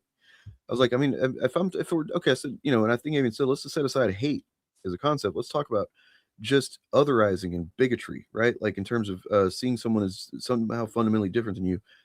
It doesn't require hate. It just requires that you don't value their perspective. Yeah. That's it. That's all there is. And so like that's an inactive state. It actually the active state would be to consider their perspective, and that's what I think a lot of people refuse to do.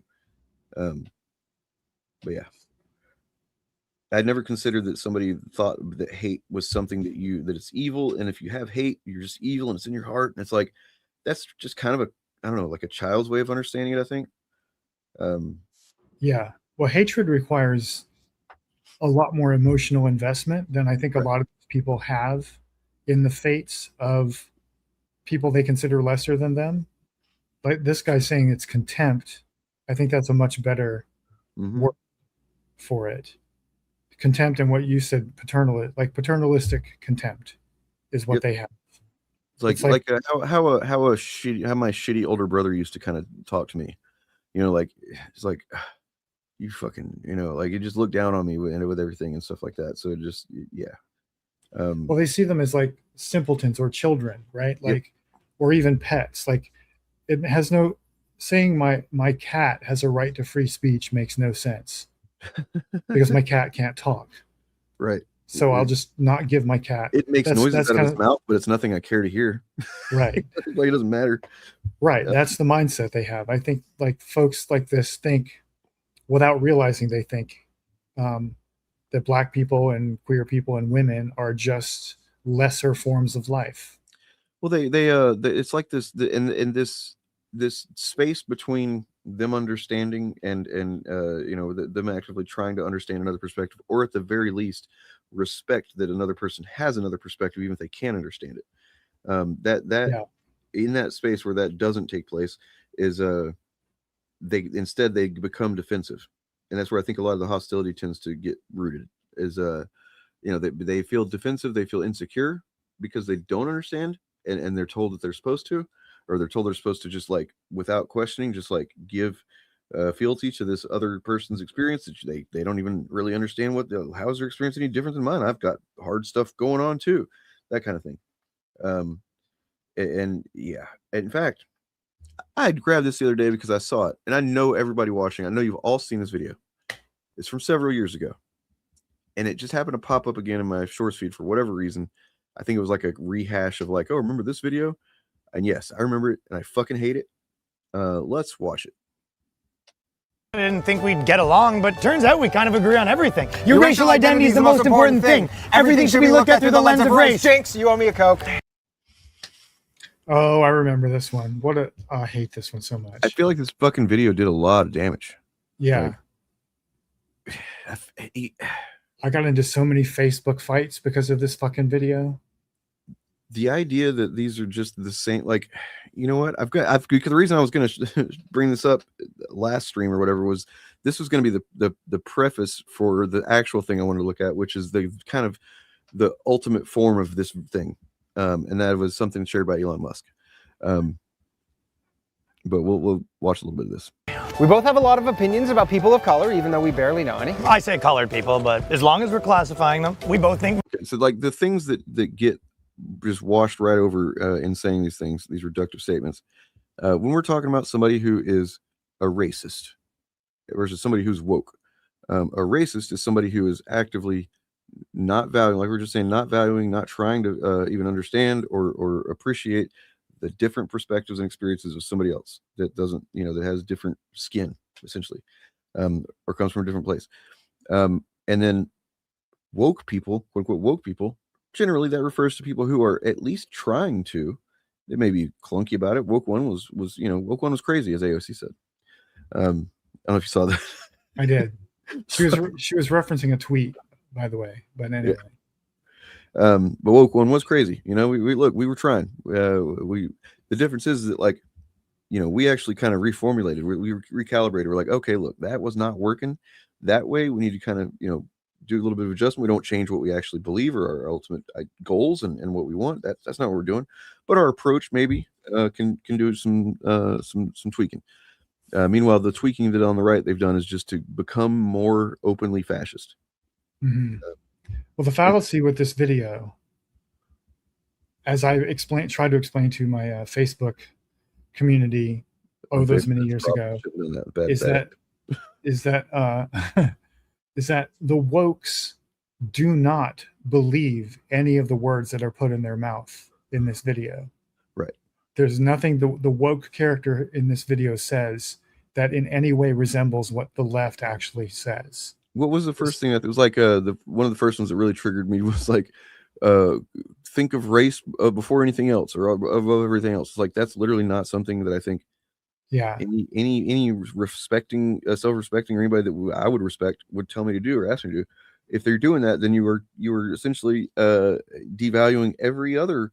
Because typically it's going to be, if somebody's doing that, let's say a black person. It happens. We've seen it out there in the wild, where a person of color might say, "Well, you're not." I don't know. They will often just kind of implicitly throw other people under the bus, and like they're wanting their thing considered first. It's like, no, it's just all context to take in. It's all context to take in, and maybe some people just struggle with that kind of thing of like looking at things in a more holistic way. But like the same way you would go look at the weather for the day and you go, what should I wear today? The weather's going to be kind of cool this morning. It's going to be really hot later. So maybe I'll wear short sleeves and a jacket, and you just kind of analyze the facts based on that. Like, oh, this person is from this background and they have had this experience that I do know a little bit about, or I don't, or whatever. And so I can try to appreciate that in my, analysis and understanding of these people. It's fucking blows my mind how much effort they go through to just get people to not think in a way that is obviously just a normal. I'm sorry, I'm kind of crashing out here. But yeah, well, no, allow me to retort. You nailed it. It's that they're saying things that no wokey would actually say. What they're doing is taking. So what led to this video happening is that somebody, probably a right winger, listened to a person on the left describing the system of power relations that we all live under, yes, and thinking that person believes that's the most important thing. Yeah. When they're not saying, when we say, look, we live in a racist society, that categorizes people by their skin color, et cetera, et cetera. That is not us saying that we think the most important thing about black people is that they're black. Right. But the thing that the system considers most important about them is that they're black, and we have to respond to that, to the reality of that system. How that system treats them differently based on that fact, whereas we do not have that experience, and it's easy for us to, if we don't actively try to, understand and see that, then yeah, we can just completely miss it and think that, all things are equal essentially. Because on paper, yeah, everything's essentially the same. Civil rights movement did not go far enough. I say that. Hot take. Okay. Hot take. I know you come here for them. There's one. Yeah, I mean, probably both. You know what I mean? Like they almost, when you think about the kind of content that was going around earlier on, like at the same time when Ben Shapiro was really fucking hot on the internet, it was going to be stuff like BuzzFeed and stuff that was like really condescending with how it's trying to explain things to people. It would get like often the kind of cringiest examples of somebody trying to explain that, and look, people should be allowed to be messy and be cringe and stuff without it like fucking helping paint a target on an entire race or whatever. But that's, we had an active right-wing psyop happening already at that point. So, but this is bullshit. It's a stupid video. It sucks. I hate it. I hate this fucking idea. This is a very common notion still, apparently, but it's kind of evolved or devolved too. And now I want to look at that because y'all know where that one goes. Yes, Anita Sarkeesian. Yes, fuck yes, Anita Sarkeesian. It's her fault. All of it's her fault. Every bit of it. Anita Sarkeesian did nothing wrong. I mean, I think she was a lady who was doing her best, and she, like I said, she was messy. She was kind of making some wonky arguments sometimes and some wonky points, but she should be allowed to do that without literally representing an entire fucking gender or race or anything like that. Mm-hmm. That's what the problem is that's how that was treated. Let me find this video here. Well, from what I recall of Anita Sarkeesian at the time it was all going on, I didn't see any criticism against her, supposedly legitimate criticism against her, coming from the people who still claim she lied about something. I didn't see a single argument they made against her that actually held water. I didn't see any evidence that she lied about anything, that she misrepresented any video game or anything like that. It was all like somebody just like a bunch of nitpickers saying. Did I ever tell you that I almost got hooked on some anti-Sarkeesian content? I did very briefly until I did a little bit of research. Yeah. I got a little context. This is literally what informed my channel, but originally was called Actual Context because of, in large part, this event. Because I watched some YouTube videos by a guy named Thunderfoot. I was going to ask, yeah. And he was saying that she, all the gender stuff, all that stuff, I was not so concerned about. But the thing that really grabbed me was that she had made all this money on this thing, and that she said she was going to do all this content, and yet she had not done all this content, and so therefore she was grifting, she was scamming an audience, and like it's right there, clear as day. The numbers are right there. The things she promised have not happened. Here's what she promised, it hasn't happened, and yet she's raking all this money. And that, for whatever reason, I fell for that for like 2 days, and then I started looking into it, and I was like, all that content that she had promised was not her promising to do all of that. It was, this is what we'd like to do. And it was also not like, and the people that donated, as I understand better now how GoFundMe's work, for something like that, they're not expecting you to literally make every one of those things or you ripping them off. They're just giving money to you, and here's some ideas that she was thinking of doing. And she did do some of them. She did do a lot of them, apparently, over time. She ended up doing almost everything. Like, what happened was that she had a goal and some stuff they wanted to make, and they blew past the financial goal and made so much more money than they expected that they put it on pause for a minute, and they said, okay, look. Yes. They said, okay, look, community, you gave us way more money than we asked for, and we would like to put it to good use. So here are some ideas that we would like to work on. I'm glad you have a good memory of that. Yeah, that's exactly what I remember now that you mentioned. It was what happened, and as opposed to, let's say, Critical Drinker, who gets several $100,000 for a short film and then puts out Rogue Elements. You know, like, and where did all the money go? It's not on the screen. You know, like,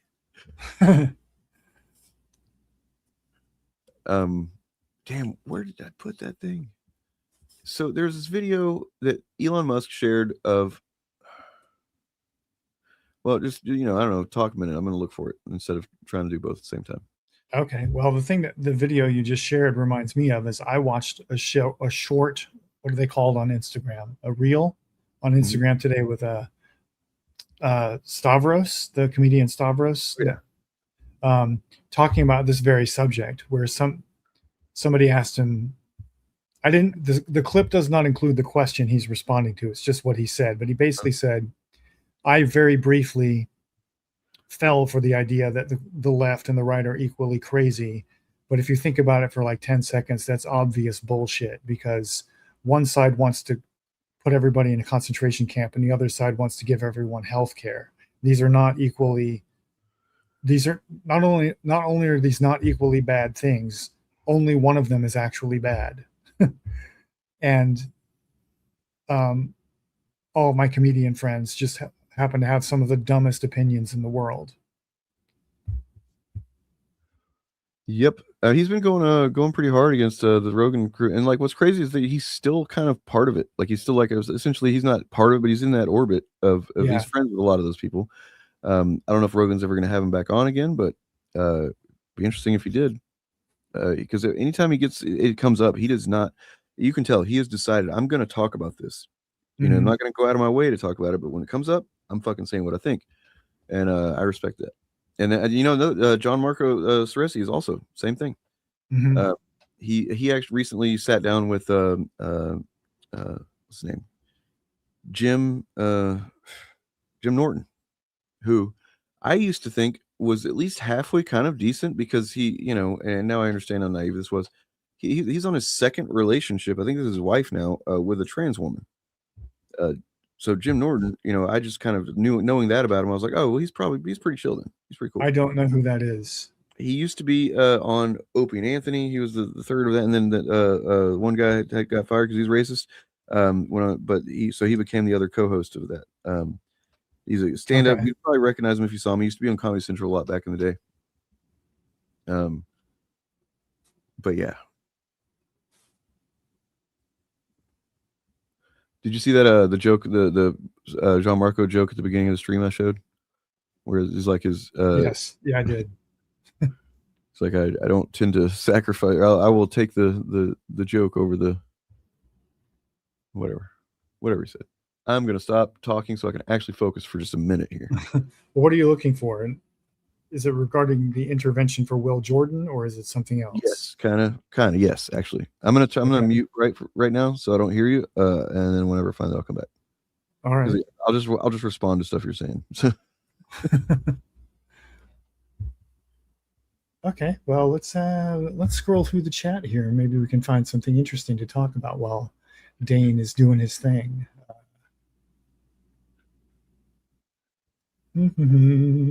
Nope, you guys are all boring. Sorry. Well, while Dane's doing that, since we're about to transition into Critical Drinker content, I think what we're going to talk about is we're going to have a little intervention for Will, because he's got nothing to talk about. Spider-Man Brand New Day is setting records, and he was wrong about the Odyssey. He didn't really know how to handle the movie Obsession, so he's digging back into the archives.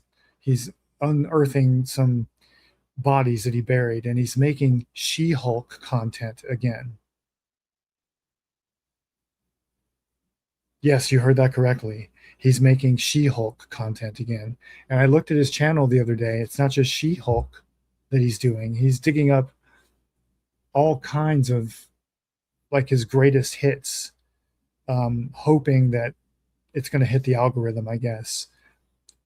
So that is not a good sign. I think his channel's big enough to survive, you know, whatever it is that we're going, this cultural moment we're going through, but he's going to be having some thin times going forward, and his dreams of getting a TV show and a movie deal will never come to fruition because he's burned too many bridges preemptively with the content he made about how everybody in Hollywood is an idiot and a hack and corrupt and all that.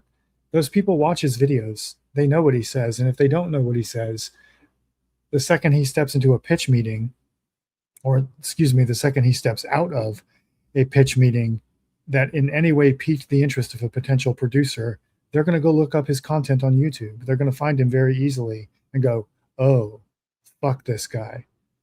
Nobody wants to give money to or work with someone who has contempt for them. So he's dug himself into a hole, and I think there's no escape for him.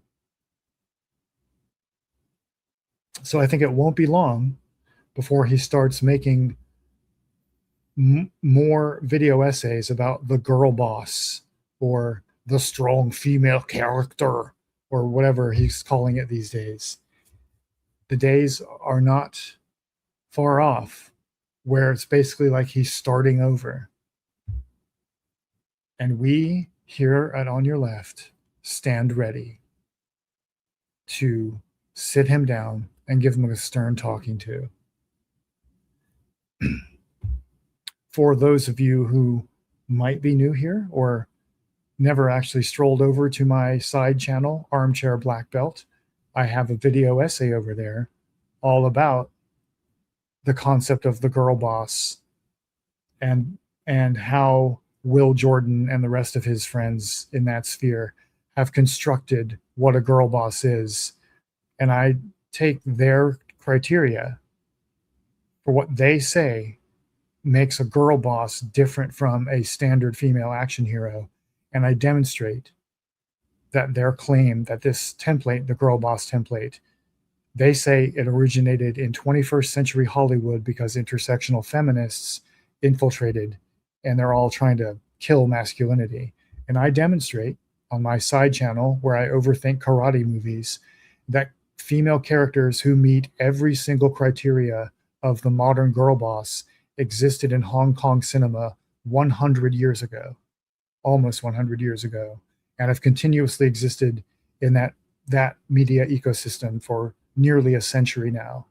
And the main reason we're seeing it in Hollywood, or one of the main reasons we're seeing it in Hollywood, is the fact that a lot of Hollywood filmmakers like Quentin Tarantino were heavily influenced by Hong Kong cinema and started doing what Hong Kong cinema was doing, including introducing what we would call a girl boss character. So it doesn't come from 21st century feminists. And if you can debunk that claim to enough people, that pulls the carpet out from everything else about the critical drinker's grift. Thank you for coming to my TED Talk.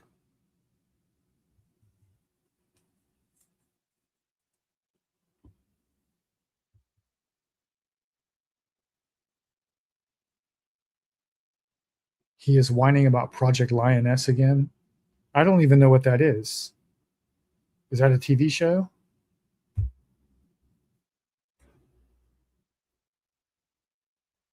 Oh, it's one of Taylor Sheridan shows? Okay, I think I know which one that is. It's like about a woman who's in the military or a mercenary or something like that.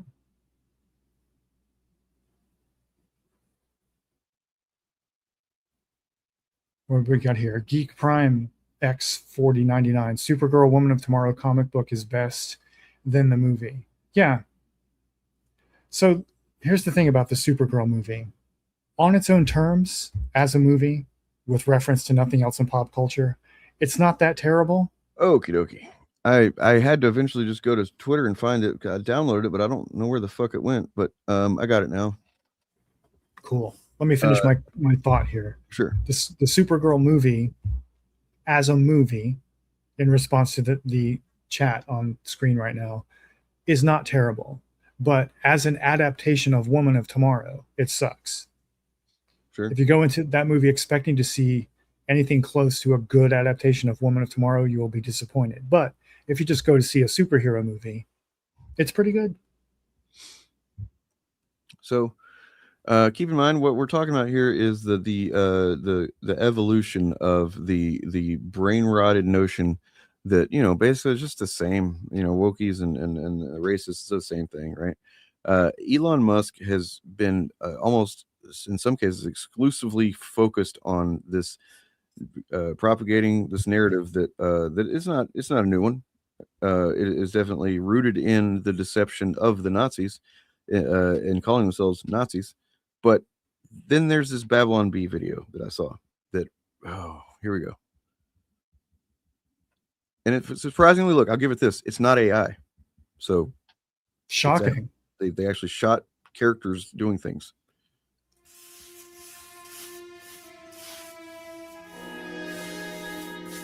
So good. So good. I'm a time traveler from the year 2025, and I've come here to kill you, Hitler. Oh, not again. I'm never gonna have enough time to finish these paintings with all of these time travelers trying to kill me. Well, I'm going to succeed. Before you pull the trigger, can I just ask why? Why do all of you people want to kill me? Isn't it obvious? I'm a progressive, a liberal, a fighter for social justice. And you are a fascist who implemented a reign of terror. And while the effects of your policies devastated the world for decades, soon we will be able to take back the White House, and we will be able to use the government to force people to follow our great ideas. You want to... You can't see I me, already see where this is going. You can't see me, but I'm making a very disgruntled face right now. Yeah. It's literally the same mechanic of what you described the other videos doing. It's doing the same thing. Yep. Just, yep. All of my friends on the left are like, I can't wait to make people do the stuff that I think they should do. And like, well, okay. If you're going to frame it that way, okay, I'll engage with that framing temporarily right now. I'll say, yes, there are some things that people want other people to do, even against their will, if their will is harm, antisocial, anti-society. Yes. Mm-hmm. You know what I mean? That's what prison's for. That's what, you know, the cops that they claim to love, that's what they're for. Yeah. Go ahead. Sorry. Oh, I was just going to say, I'm going to tap into my my inner Eric July here and be a little bit libertarian. And I thought you were going to say you don't understand it. point out, I don't understand it. What about the bitch ass roads? And point out that the libertarian principle of your right to swing your fist stops at the edge of my nose. And this video is saying people who want to stop me from punching you in the nose are oppressing me. Yep.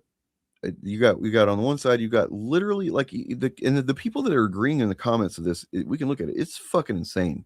But I mean, that's Twitter right now. But like the fact that anybody can go, yeah, Hitler, the stuff Hitler was about, and then like a lady who just wants you to use the proper pronouns and you know, not be racist.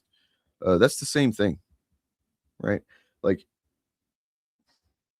well, let's continue on because maybe maybe makes the argument stronger. Let's see. Use government power to force your ideas on the populace. Me too! That's fantastic! What? No. Ugh. You and I have nothing in common. What I'm saying is there are people in our time with dangerous ideas, and we need to silence them. Silencing those who disagree with you. I do that too! Oh, wunderbar! The fucking glossing over of concepts is insane. The fucking and also the minimization of what the Nazis actually did and the reasons for it is nuts in right here. Mm-hmm.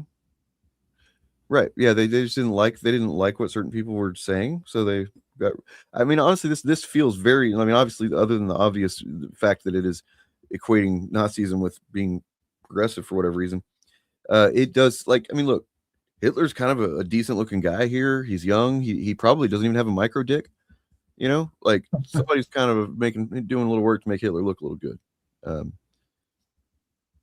Yeah, but they're sidestepping what the actual Nazi ideology was in order Right. to create a false equivalence.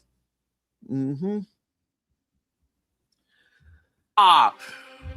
The Nazi movement will not die with me. Don't give me that. I'm enlightened, and you're as bad as, well, as Hitler. Listen, what I'm trying to say is we are very close to implementing a utopia, as long as we can get rid of some certain undesirable people groups. Yes, likes the Jew. Okay, now they went there. There they go. Just straight up saying we want to get rid of like, no, we don't. We don't. Generally, No, we do not. We want people to be more human. I want every MAGA voter in this country to have free health care. Every single one of them. It is their entitlement as a human. Their human right. I want them to have affordable housing. I want them to have a free college education if they want one. I want them to have a living wage, even though I hate everything they stand for. I want them to have all of that so that they don't feel so upset that they need to go on the internet to do the things. Some of the things that I don't want them to do are be hateful on the internet or anywhere else for that matter. And that's one of the things that they seem to think is like the primary thing in many cases. That's like all that matters to them. It's like, you won't let me say slurs on the internet, therefore you are Hitler. Which is crazy. But yeah, we don't want you to do that. We want you to be taken care of. We want to be more humanist to you so that you can be more humanist in return. That's essentially it.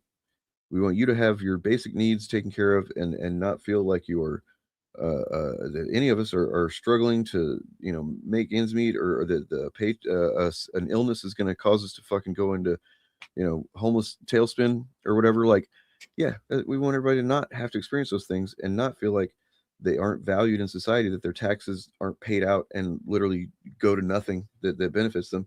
And then, yeah, we want the billionaires that took all the fucking money in the big beautiful bill and then all the stuff they cut. Yeah, we don't want that to happen anymore. We want government to actually work for people, including you, and then in return, yeah, we would enforce that you have the social media apps actually enforce their fucking terms of service. How about that? Just that would be great. I don't even care about that as much, honestly. Because I believe that if we address people's material anxieties, like about having enough food, enough money to buy food to feed their children, and etc., like not worrying about healthcare, getting rid of medical debt. If we take care of all of their material anxieties, most of them won't go on the internet and break terms of service, because that is just an emotional outlet for a lot of people. True. It's a dopamine hit that takes away from their overall anxiety. It gives them something to feel powerful about. And if people don't have that material anxiety and that material deprivation, most of them, even if they think trans people are weird, will at least grant trans people the gift of shutting the fuck up about it. Most of them, I think. Yeah. I mean, it's like there's the things that we don't want people to do are not because we want to control them and because we think that, that they like we just want to take their freedoms. It's because you are actively making life shittier for other people, and we want to make life shittier for less shitty for everyone. And they, I don't know. It's so fucking crazy to think, like, when I really think about how far down the rabbit hole you have to be to believe this shit, it kind of starts to blackpill me a little bit, because I have to remind myself that there's actually far more people who are not that than there are. It seems like there's that there's way too many of them, because I mean, look at the I think for me, the lesson of the last 40 years or so is that there's a lot of people out there, about 1/3 of our society, who think like MAGA, but most of them were quiet about it for most of that period of time, and for the time before I was born, because they weren't in material anxiety. They were getting most of their needs met, right? At least they felt they were. And as late stage capitalism is falling apart, more of them started taking their masks off as an expression of their material anxiety. Now, we still had structural racism and homophobia and sexism and all that to wrestle with, but the people who actively wanted to like be the vanguard of that mostly stayed in the shadows and didn't show their face in public very often, especially as we moved out of the 1960s and forward. But then neoliberalism took over, and more people started seeing a discrepancy between their income and the cost of everything, right? Yep. And then Trump comes along and empowers them. So if we pull that anxiety out from under the MAGA movement, I don't think many of them are really going to change what they believe in their heart. But I think a lot of them will just shut the fuck up and mind their own business because they're not worrying about where their next meal is coming from. We must hope, yes, that happens, because yikes.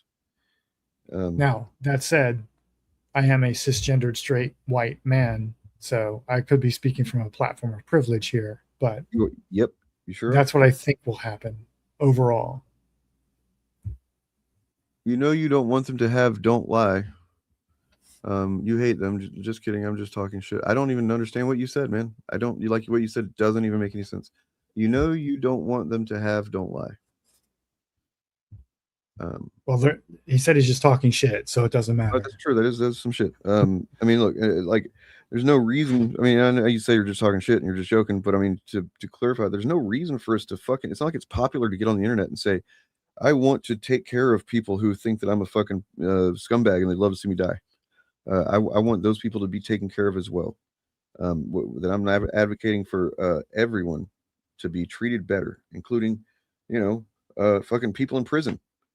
Mm-hmm. Right? Like, prisons is basically the conditions of a prison are borderline. They're definitely inhumane in a lot of cases, and people should not. My thing is this: suffering sucks. Everybody knows that. Everybody generally agrees, except for that one little percent of people who just like enjoy suffering, I guess. Cenobites.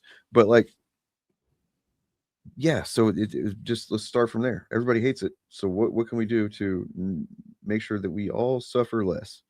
In fact, maybe even by not suffering less, we're able to. And I can tell you, this is a true thing that happens. So I lived a lot of my life under the direct, immediate effects of post-traumatic stress disorder, complex post-traumatic stress disorder. And I didn't even know that for a lot of it. It was just fucking anxiety and fucking panic attacks and fucking depression and not being able to fucking focus on anything and just like kind of spinning out and essentially trying to find ways to satiate my anxiety at all times, to where, I just would go to work and smoke weed, and then that's it, or play my band, and that was it. I didn't fucking try to, I couldn't have any like lasting relationships with anybody or anything other than my stoner buddies and my band and stuff. And then eventually, whenever I learned about, PTSD and started working on ways to mitigate those effects, eventually I experienced what's called post-traumatic growth, where and this is, fairly common, where somebody, like I was essentially stunted. My growth, my mental, emotional maturity was stunted due to PTSD. And that's what happens on the right, I believe. I mean, it's pretty obvious to me that a lot of these people are very, very fucking stunted by whatever trauma or limiting circumstances, factors that they've been under for a long time, their entire lives, generations. And that whenever somebody is given the opportunity to not be under those limiting situations or under the stressors of that trauma for even a short time, and is actively there's active effort put into validating that person's experience, showing them tools for self-management and better habits and stuff like that, they will generally become almost a different person in the most positive sense you can imagine. Meaning, like, they won't be so fucking toxic. They won't be so. This is what happened to me. I can have relationships. I can, I get on YouTube and have benefited the lives of people I will never ever meet, which I never would have fucking thought that I could do, just by talking about my experiences and what I've learned and stuff like that, validating other people's experiences. That it's an exponential effect that I've had just by doing that. and I'm not trying to talk myself up. I'm trying to say that I know from firsthand the value of just, meeting people where they're at, recognizing their trauma, their pain, giving them whatever leg up to start to heal from that, and then just watch what happens after that. And I think that society in general, if we could adopt that view and overall, would see. I mean, we'd be fucking Age of Aquarius in this motherfucker. I don't know. It'd be crazy, but yeah.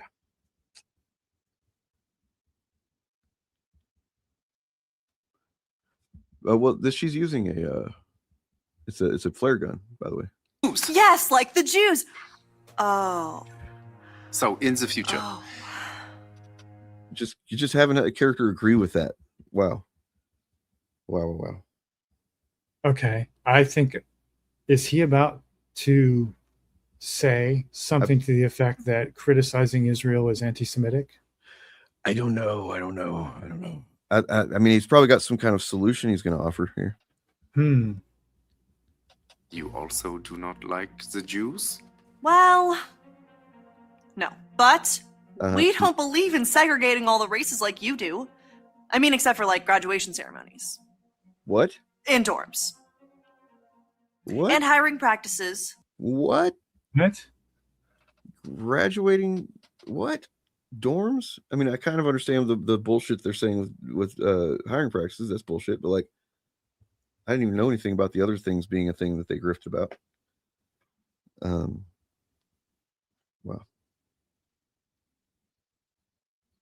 Crazy times, crazy pants. Okay, so this is Babylon. all leading. It's Babylon. Yeah, They're crazy. This is all leading up to the.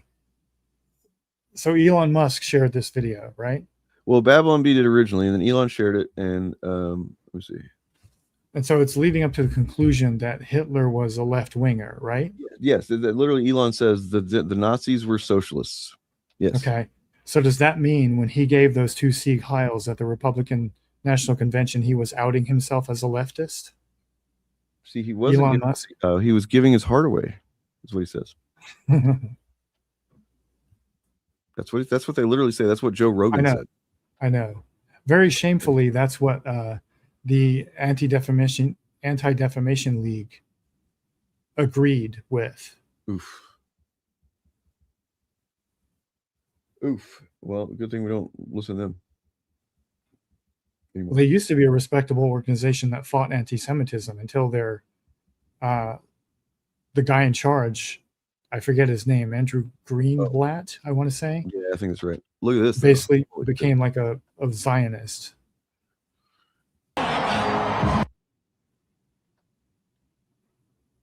Oh, they're morphing Mamdani into Hitler? Do they actually think that what we are criticizing is him raising his arm in the air? Like just in like there's no other context. It's not the forceful, nearly violent nature with which he did it twice, specifically from his heart and his fucking fingers, taut straight out. Like that's a specific thing, right? Like that's how the fuck are they?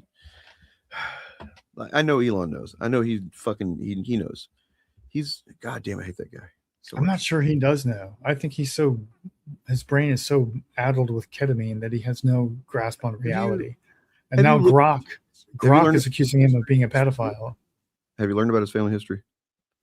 Yeah, a little bit. It seems like he's almost certainly, like, to some degree, a knowing, not, whatever version, whatever you want to call this new generation that is like not really ideologically as weird about it, but this also kind of are, you know what I mean? Like, I don't know. It's like this watered down version that is more about they're like happy being trolls and not making their ideology as well known as the original Nazis did. Mm-hmm.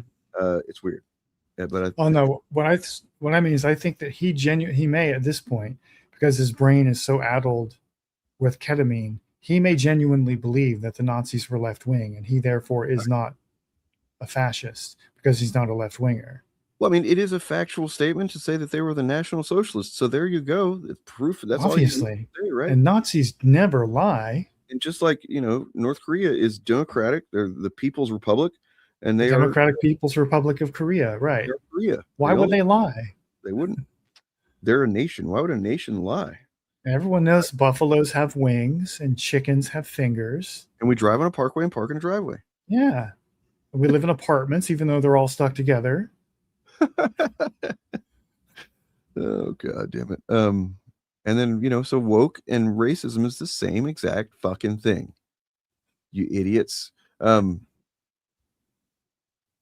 Check out, let's see.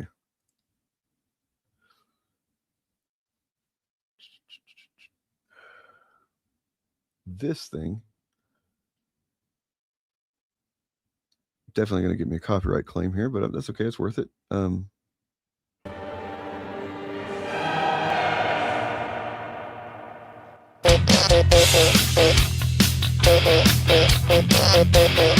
You take a mortal man and put him in control. Watch him become a god. All right, I've heard enough. All right. I mean, I'm gonna give copyright claim anyway. I wanted to hear the hook at least, but no, it's okay. I was thinking about doing like a acoustic version of that song. Maybe if I can figure it out. I was singing it the other day in the shower, and I was like, oh man, I bet this would be cool to like chilled out and like I don't know. I'm gonna try it out. Maybe. Well, before we go, yep. Not that we're about to go. I don't know if we are not. I'm pretty But damn agree. do you want to do an intervention for Will Jordan? Yeah, well, look, I just wanted to look at how his content lately is pretty obviously a desperate clamor to milk this shit for all it's worth while I still can. He is scraping the bottom of the barrel, literally. Yeah, he used to occasionally do these, like maybe once a month he would do this, like what was it? What's the series he calls it? Something crashing or something. I don't know, whatever he calls it. Where it's like, and generally it's going to be a woman that he profiles her epic crash and burn. That's what it is. Which like it's obviously in many cases dishonest, like saying Brie Larson's career is over because of the shit she's just said prior to Captain Marvel coming out or whatever. And then of course it will cherry pick evidence of that kind of thing. And act like that somehow the Warriors won that one against the evil vagina person. You know what? I think that I think we got to watch these trailers that drop first. I think that we're going to see Captain Marvel play a not insignificant role in either Doomsday or Secret Wars, and they're just and Disney's just hiding its power level right now, and it's going to melt Will Jordan's brain. I'll be right back. Okay. I'm gonna play this Doomsday trailer while I'm. Victor was always the smartest guy in every room. He used to be different.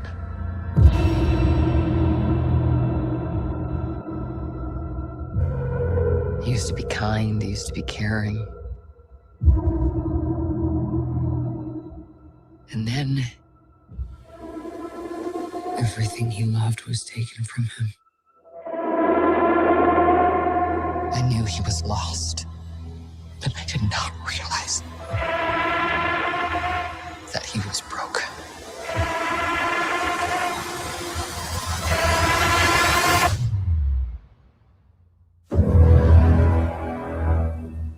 Victor, did you do this? All of you have lived, stolen lives, but now you must give them back. Answer me, Victor! Did you do this? I swear you will beg for a hell long before I grant it.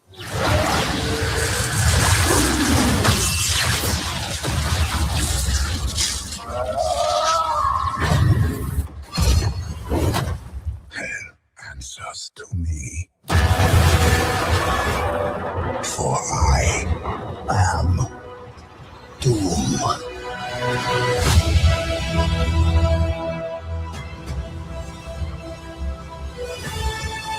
Damn. Okay, so I was right. The ruined city is Wakanda. Oh shit. I could tell by the terrain, and it was also a mirror. The cinematography was a mirror of the reveal of Wakanda in Black Panther when they flew through the hologram of the mountains. Now we got this one. Before you started working here, I remember when you'd come in all the time with that redhead. I was a different person back then. How about now? Anyone waiting for you tonight? No. Home is just me.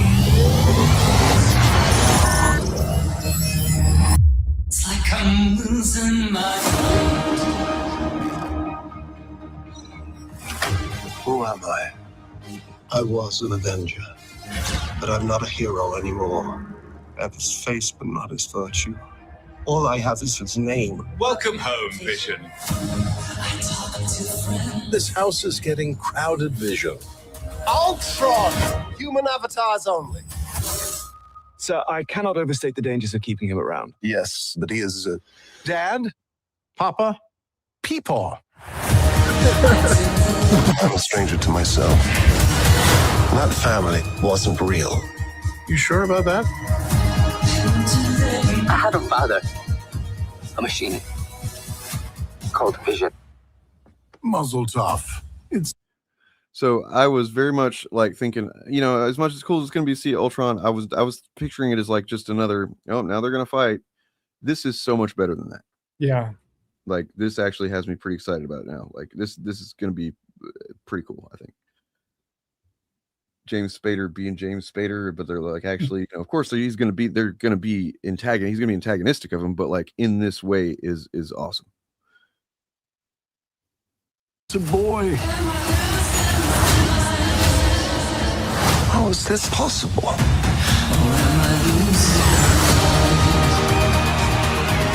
Free us all and save your son.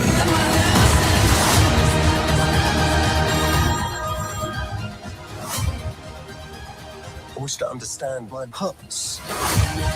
With a genocidal maniac inside your head.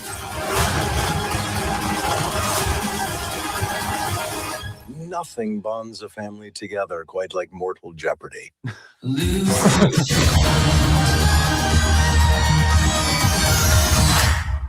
Is there only 3 parts? No, it said it's the series is the third installment of a trilogy. The trilogy being WandaVision, Agatha All Along, and Vision Quest. Okay, that makes sense. Yeah, following up on the other kid, I guess. Yeah, so that's also, it looks to me like setting up something for Doomsday or Secret Wars involving Wanda, who I think is going to be one of the Latverian witches. Yeah, almost certainly. Yep, cool, man. Wow, that's 2 legitimately exciting Marvel things right now, and then we got one in theaters. Yeah, wow. we might be back, folks. Marvel might be back, and Will Jordan cannot grift off of it because if nothing else, Doomsday is going to make a shit ton of money. It's going to be a huge success at the box office financially. Selling tickets like crazy. Yeah. Let's go check out Will Jordan here and see how he's doing.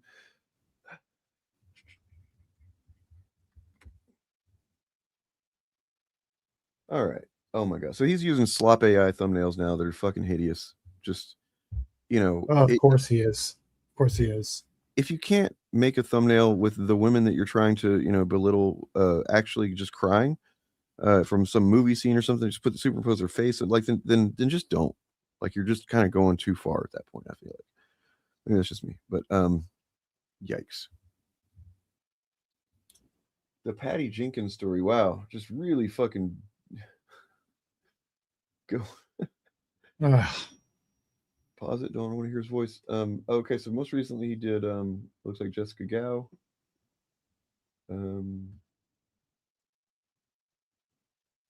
Literally killed careers, and you got Jessica Gao here. I'm gonna look up and see what she's been doing. Maybe he's right. Maybe she hasn't done much. But she had done Rick and Morty prior to that, and she did She-Hulk. I don't think that killed her career, probably. I think she's got a whole bunch of stuff coming down the pike. Because I remember when I saw the thumbnail for this video, I didn't watch the video, but I saw that he was going after her. I went and looked up her IMDb, and she's got one Emmy win and 3 nominations for one thing. Mm-hmm. But I mean, she's got a bunch of projects in the pipe coming. They're all in pre-production or post-production right now. Yep.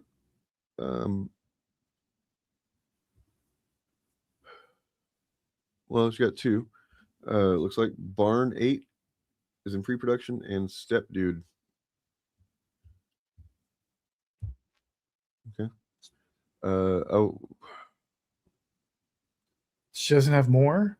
No, not that I'm I saying. could swear there was more.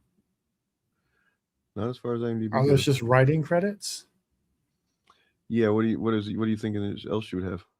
Producer credits? Okay. Well, no, sorry, those are production credits. That's my bad. Those are her 2 production credits. For upcoming. Oh, sorry. The Undesirables is in pre-production. That's a TV series. Yeah.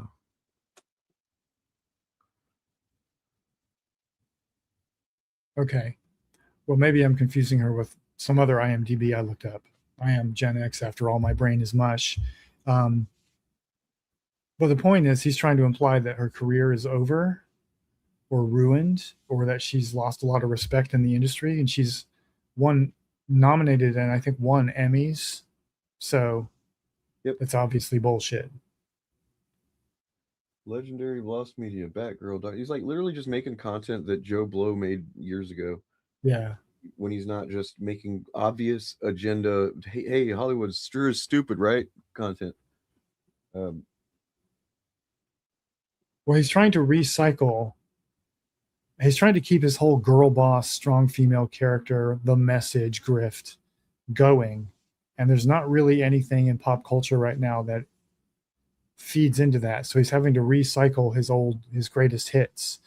You know, they literally said that the people have Zendaya fatigue.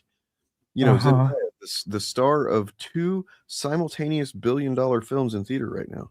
Yeah, and probably a third one coming up with Dune 3. Yep. I don't know if it'll make $1 billion, but it'll probably make pretty much. And I think she might be in Doomsday as well. Briefly. I mean, yeah, maybe briefly.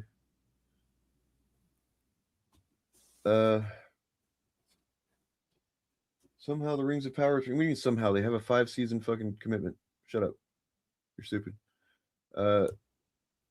Look, he did one of his classic. I love these fucking titles that he does. A masterpiece of shit kind of thing. You know, where he's like, it's a brilliant shit stupid thing. Like, oh yeah. Well, maybe he's trying to say something about the duality of man. Yeah, he's probably, you know, it's almost certainly he's being very nuanced with his criticism there. A disastrous triumph. He's not trying to literally fucking sit on a fence so that he doesn't offend anybody that actually thought it was a good movie, and alienate that audience, because he can't afford that. He wouldn't be doing that. I don't. Yeah, this is what we call hedging your bets, people. So he created a title that's doesn't really take a side so that he could wait to see whether the movie was a flop or not. And he could go back and change it to be more appropriate to how the movie performed in retrospect. You know, like he did with his Prey reviews or his House of the Dragon stuff when that first came out. Indeed. All right. Well, you know, look, Will, Critical Drinker, I know you watched this show. Even though it's the first one. Look, man, you can just stop. You can. You can just let go. You know it's going to end. You don't want to be You don't want to be doing this whenever it's like clear that everybody's kind of gone home and nobody's looking at you with any kind of favor anymore. And you're just kind of like getting a few. You don't want to be the quartering, right? Like you don't want to go that route with it. And that's the only outcome other than just kind of gracefully, as much as possible, just bowing out now. You know, you made money, I assume. You've got your writing career that literally exists now as a viable revenue stream because you were so successful on YouTube. Good job, you did that. You know, and hey, that movie deal, that big break in Hollywood, based on your television series Proof of Concept, is right around the corner, buddy. Right around the corner. You don't have to keep doing this. You don't. I mean, unless you just enjoy it, but I don't think you do. I don't think you really like. Maybe he enjoys getting together with his pals or whatever, but that's about it. I can't imagine that he enjoys just constantly having to misrepresent stuff and lie and find the, you know, the woke angle of whatever yeah, it can't be fun. It just can't be. Yeah, just go down to the pub with your best friend Mauler, and I think Az lives in the UK as well, and just talk this same stuff in your little booth where nobody else has to hear you. You've almost certainly made enough money off of this YouTube channel to retire on. You never have to work again, assuming you ever worked an honest day's work ever. Yeah, you're good, buddy. You can leave all these these parasocial clowns on your channel behind. You don't need them. I mean, you know, unless you're just holding out for your buddies, the billionaires that are gonna, you know, create a new whatever utopian society that you can go live in or something, they're not gonna let you. They're not gonna let you. You are not rich enough. They look down on you. You are a consumer of their product. You are not someone who creates these products. By create, I mean using other people's ideas and your money to force other people to create it for you. That is a segue, actually. So here's this. About Peter Thiel, who is sort of the one of the godfathers of this, I guess, movement, or can you call it really a movement? I mean, it's a crew of, it seems like just like literally a dozen or two people. They just have so much money. They're everywhere. Peter Thiel, it was just exposed. He had one of his, like, I guess, I don't know, societies was just exposed. Have you seen much about this dialogue?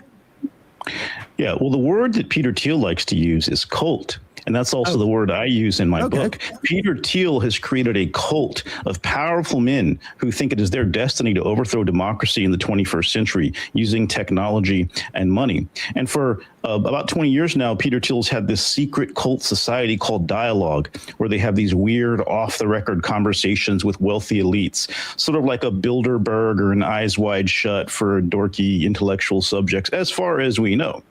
And this list was just revealed because apparently they had it in the coding of their website, this secretive list. These tech geniuses have this massive security flaw that allows some activists to figure out who's on the list. Now, it's not clear who's a member yet. Some of the members are clear, or who's just participating, but there are some pretty stunning names on the list. You know, Ezra Klein, Nicholas Thompson of The Atlantic. And, you know, I have to say, I've wondered why certain people with very large platforms have ignored criticizing these tech billionaires in the way that they should. And no, I'm wondering if we're getting toward an answer here, but let's let the rest of the story come out. But the point is that Peter Thiel, in his book 0 to 1, says the way to run your company, the way to run anything, is to create a cult, because that's when you get people who are obsessed and who are dedicated. And the other word he says for cult is a mafia.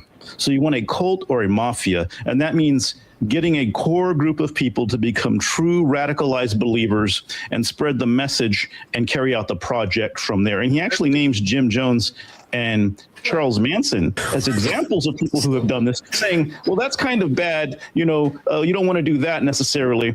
At the same time, I'd say that, you know, Manson and and Jones killed, over 1,000 people under 1,500. These guys are already on track to kill millions through the U.S. aid cuts. And if they get their way, they'll kill billions. So we are dealing with a dangerous cult of radicalized venture capitalists who want to destroy democracy. And what I like to say is that trying to explain what's happening to our country without talking about Peter Thiel's anti-democratic cult is like trying to explain 9/11 without talking about Al-Qaeda.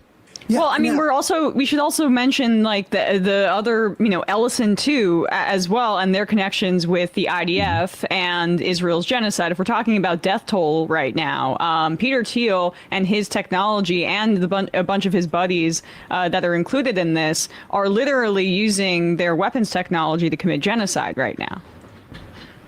Definitely. And while they commit genocide in the Holy Land, Peter Thiel's going off talking about the Antichrist everywhere. He's on a total apocalyptic trip right now, right? And it's all connected. This is a network of people. Another word they use for this is the network state, which I've written about at length and which is in my book. This idea that the interconnected wealth, influence, and power of these tech moguls is now more powerful than nations. Yep.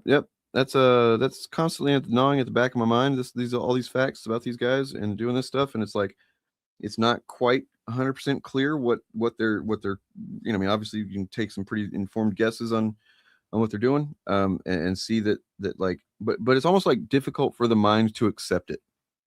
Like it's difficult to accept that this is a fucking sci-fi comic book super villain plot playing out in real life, and me being someone who's loved those kind of stories my entire life, but also knows how absurd they can be. My mind wants to reject it. It's like I'm like, no, that's fucking really, come on, but like it seems like it's all there, all the fucking elements for that. Yeah, but there's no superhero coming to save us. There's no army of hackers coming to take down the giant corporations. Nope. It's up to us. We have to do it.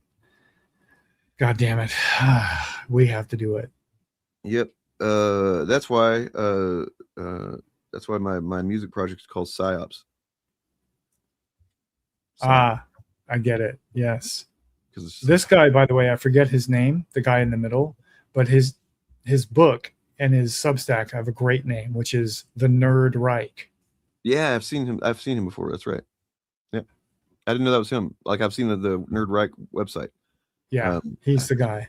And I've seen him he's been in a lot of a couple of the More Perfect Union videos talking about. And that thing he said about Peter Thiel and saying that the best way to run a company is to start a cult is very similar to what Sam Altman said about OpenAI. His philosophy of running that company was to make it a religion. And he appears to have succeeded, since these guys are all drinking their own Kool-Aid and they think that AGI is right around the corner and it's going to, turn us all into meat puppets or something. NVIDIA just kind of doubled down on their whole fucking, hey, give me some money, I'll give you some money, and then you give me some money, I'll give you some money.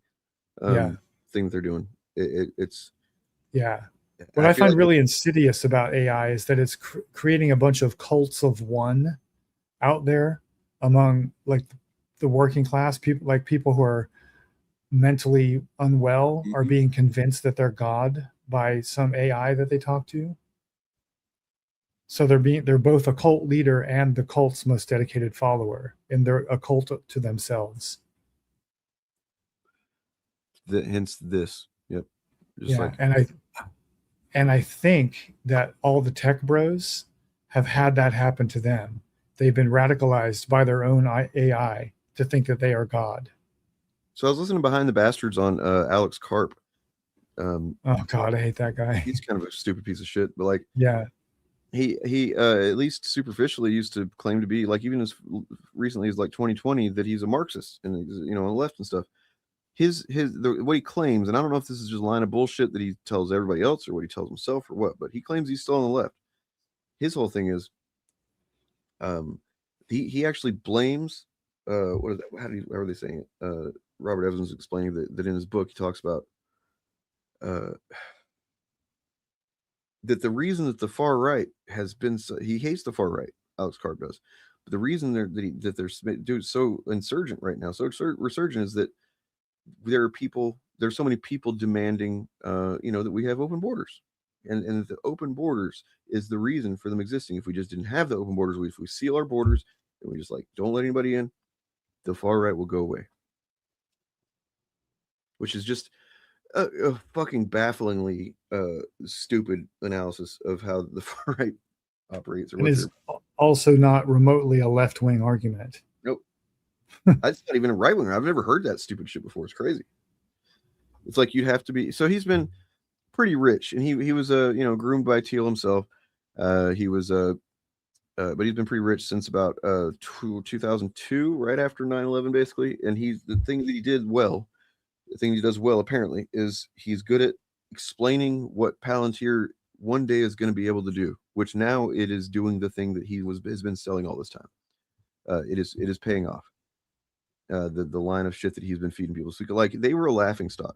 Palantir was, because you think about when they were coming up in the 2000s and stuff. The kind of tech company that was respected and was making lots of money was not Palantir. They were just like, one of these days we're going to make money. You'll see. It was Facebook. It was, social media stuff. It was stuff that had the consumer focused tech shit. Not, we're going to make a technology that services fucking nation states and, and literally just like surveilling and executing people and stuff like that. That was seen as a pretty lame and uncool for a long time. Man, I wish I did that. I'll give them credit for their foresight there. They understood that capitalism was running out of things to commodify. So they saw that the future lay in commodification of the one remaining thing that is nominally part of the public commons, and that is the federal government. Yep. And so they're now in the process of commodifying every government function. Yikes. It is all less fault. And they're really except it's our fault. Honestly. Yeah. They're only commodifying the bad ones. And they're eliminating the good ones. But even the bad ones, like surveillance and military stuff, at least had a pretense of serving the public good before.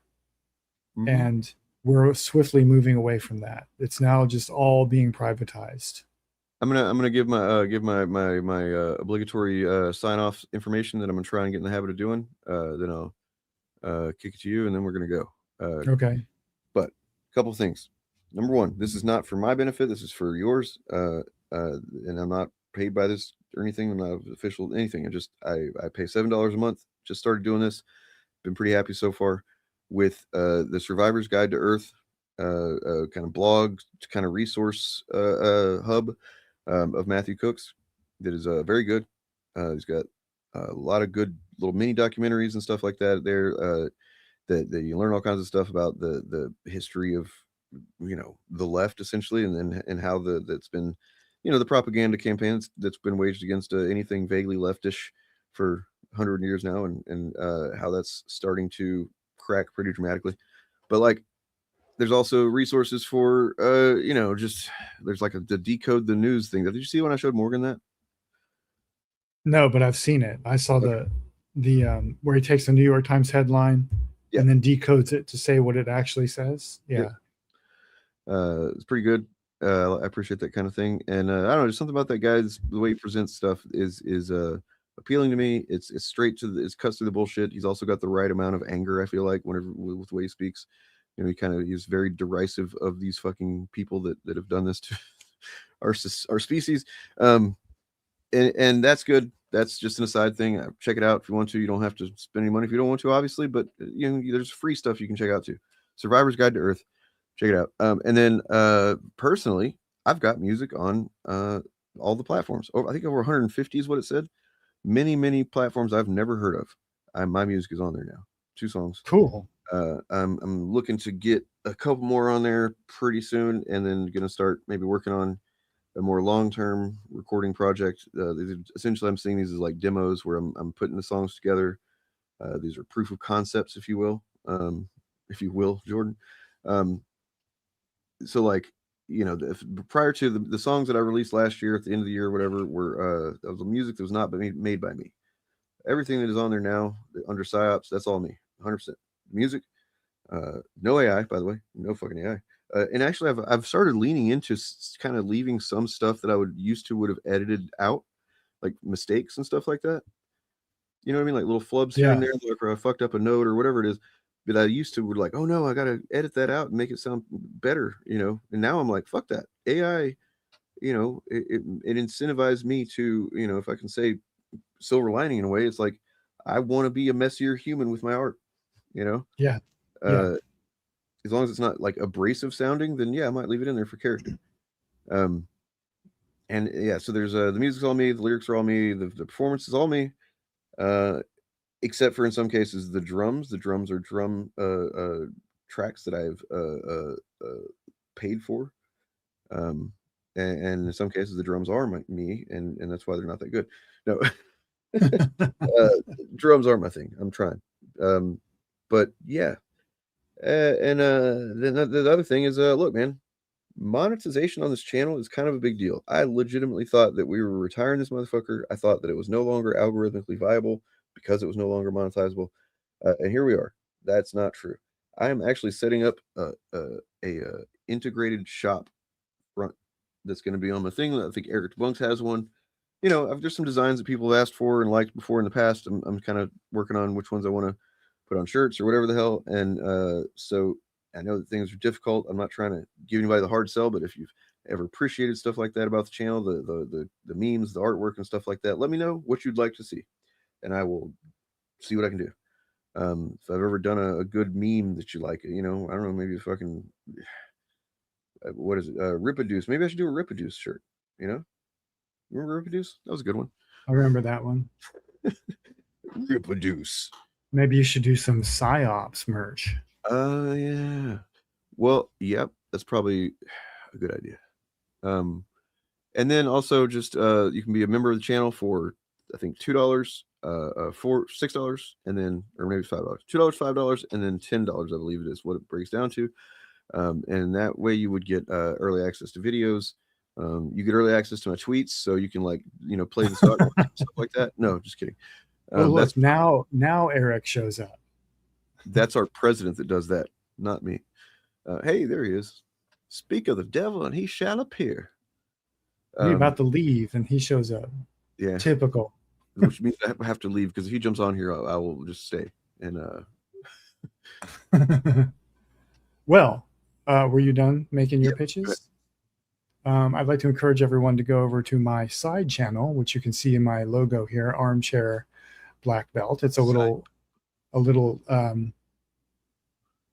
channel where I overthink karate movies, and I have a video in the works that's going to be titled Kung Fu versus Masculinity. Oh shit. And it's going to be looking at a 1980 Shaw Brothers film called Clan of the White Lotus, where the hero of the story can only defeat the big bad, the final boss, by exploring and performing his own femininity, which is a very interesting and unusual choice for a Shaw Brothers Kung Fu movie from 1980. So look for that coming up.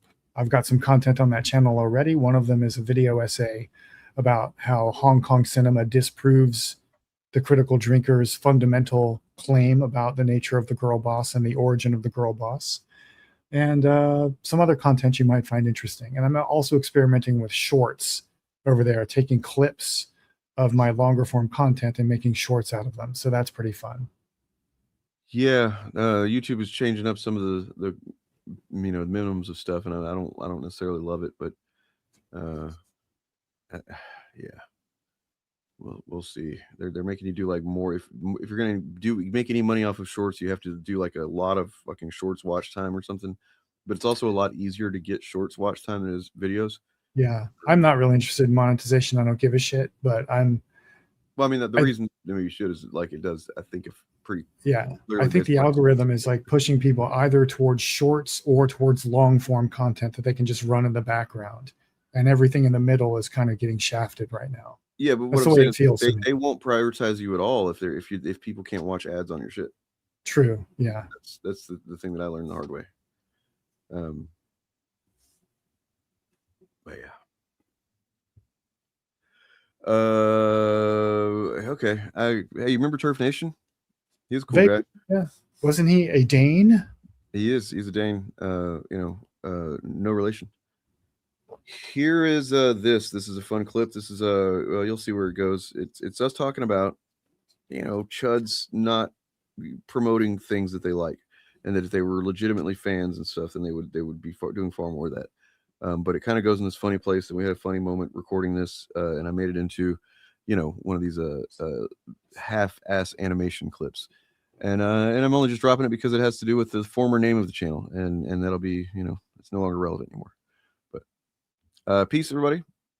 Hope you all have a lovely weekend. I think we'll probably see you on Sunday, to some extent. Not sure, but I will be around. I'm gonna be streaming a lot more. Trying to get that money. Got to get that grift. Gotta get the grifted, baby. Grift in. Will Jordan, just quit, man. Just quit. Retire. You're done. You did a good job, man. You did a great job. Great work. You put a lot of work into it. You got a lot of personality. You got a lot of really good points and all that stuff. Like, great work, man. Just stop. You're done. And while you're at it, delete your channel. Delete your channel. That's okay. Delete the fucking channel, bud. All right. To be the defenders of the medium, they're supposed to be defenders of the art, but yet they never talk about it. Right. They aren't a a fandom fandom. is a community. Literally, this is, it's analogous for community, and a community. Both of these things, they're defined by people contributing to the health of the thing. Right. Yeah. Like as far as like building up the numbers, being good representatives of the thing, making products that fan art and stuff like that. Like, all of that is exactly what a fandom is supposed to fucking do. And like, encourage other people. It should be a situation that like people feel inspired to do content, just based on the inspired for inspiration's sake, not inspired because of spite. You know what I mean? That's the only product that you end up getting out of this. And it's like, considering how large these fucking numbers are that these channels get, you would think there would be a lot more people than just like the Rippaverse and a couple other fucking things. You know what I mean? Like, you would think there would be more possible than just a few short films of bullshit by, that Epic Verse is apparently gonna maybe do someday. There should be more art coming out of these communities if they were actual fandoms. Ha ha! Got it. Fuck yeah. Damn, nice. I didn't even do that on purpose. That just comes naturally. It's a gift, man. It's time to end my channel now. I fucking got there naturally, and I just said it. And it's done. I can't say anything else now. That's crazy. Actually, you kind of flopped it because you said actual fandoms, not actual fandom. Fuck. But all right, got to keep try going. again. Yeah, create a new We'll get channel. there. And Maybe start it'll again. take another 5 years, but we'll get there. When Jeffrey Epstein died, his largest single asset that he possessed was a stake in Valor Ventures, which was launched and owned by Peter Thiel. That's another Lord of the Rings reference, by the way. Valor, the Valor spirits, immortal spirits. Bob, the old ways, can explain that better than I can. But it is and there's literal emails that we can see from the files where Epstein basically Thiel urged Epstein to invest in Valor Ventures, and eventually he did, to the total of about $40 million. 2 $20 million investments Epstein put into this thing, right? And this is a company that generally backs startup tech stuff. So none of the stuff that they've been pretty successful apparently, but yeah. So one tangible outcome of Thiel's relationship with Epstein was a major financial deal. Epstein invested $40 million into Thiel's venture firm Valor Ventures in 2015 and 2016. Valor Ventures, which Thiel co-founded in 2010, specializes in fintech and startup investments. Epstein's contributions were split between 2 Valor-managed funds in 2015 and 2016, were kept secret from the public and even many within Thiel's circles until years later.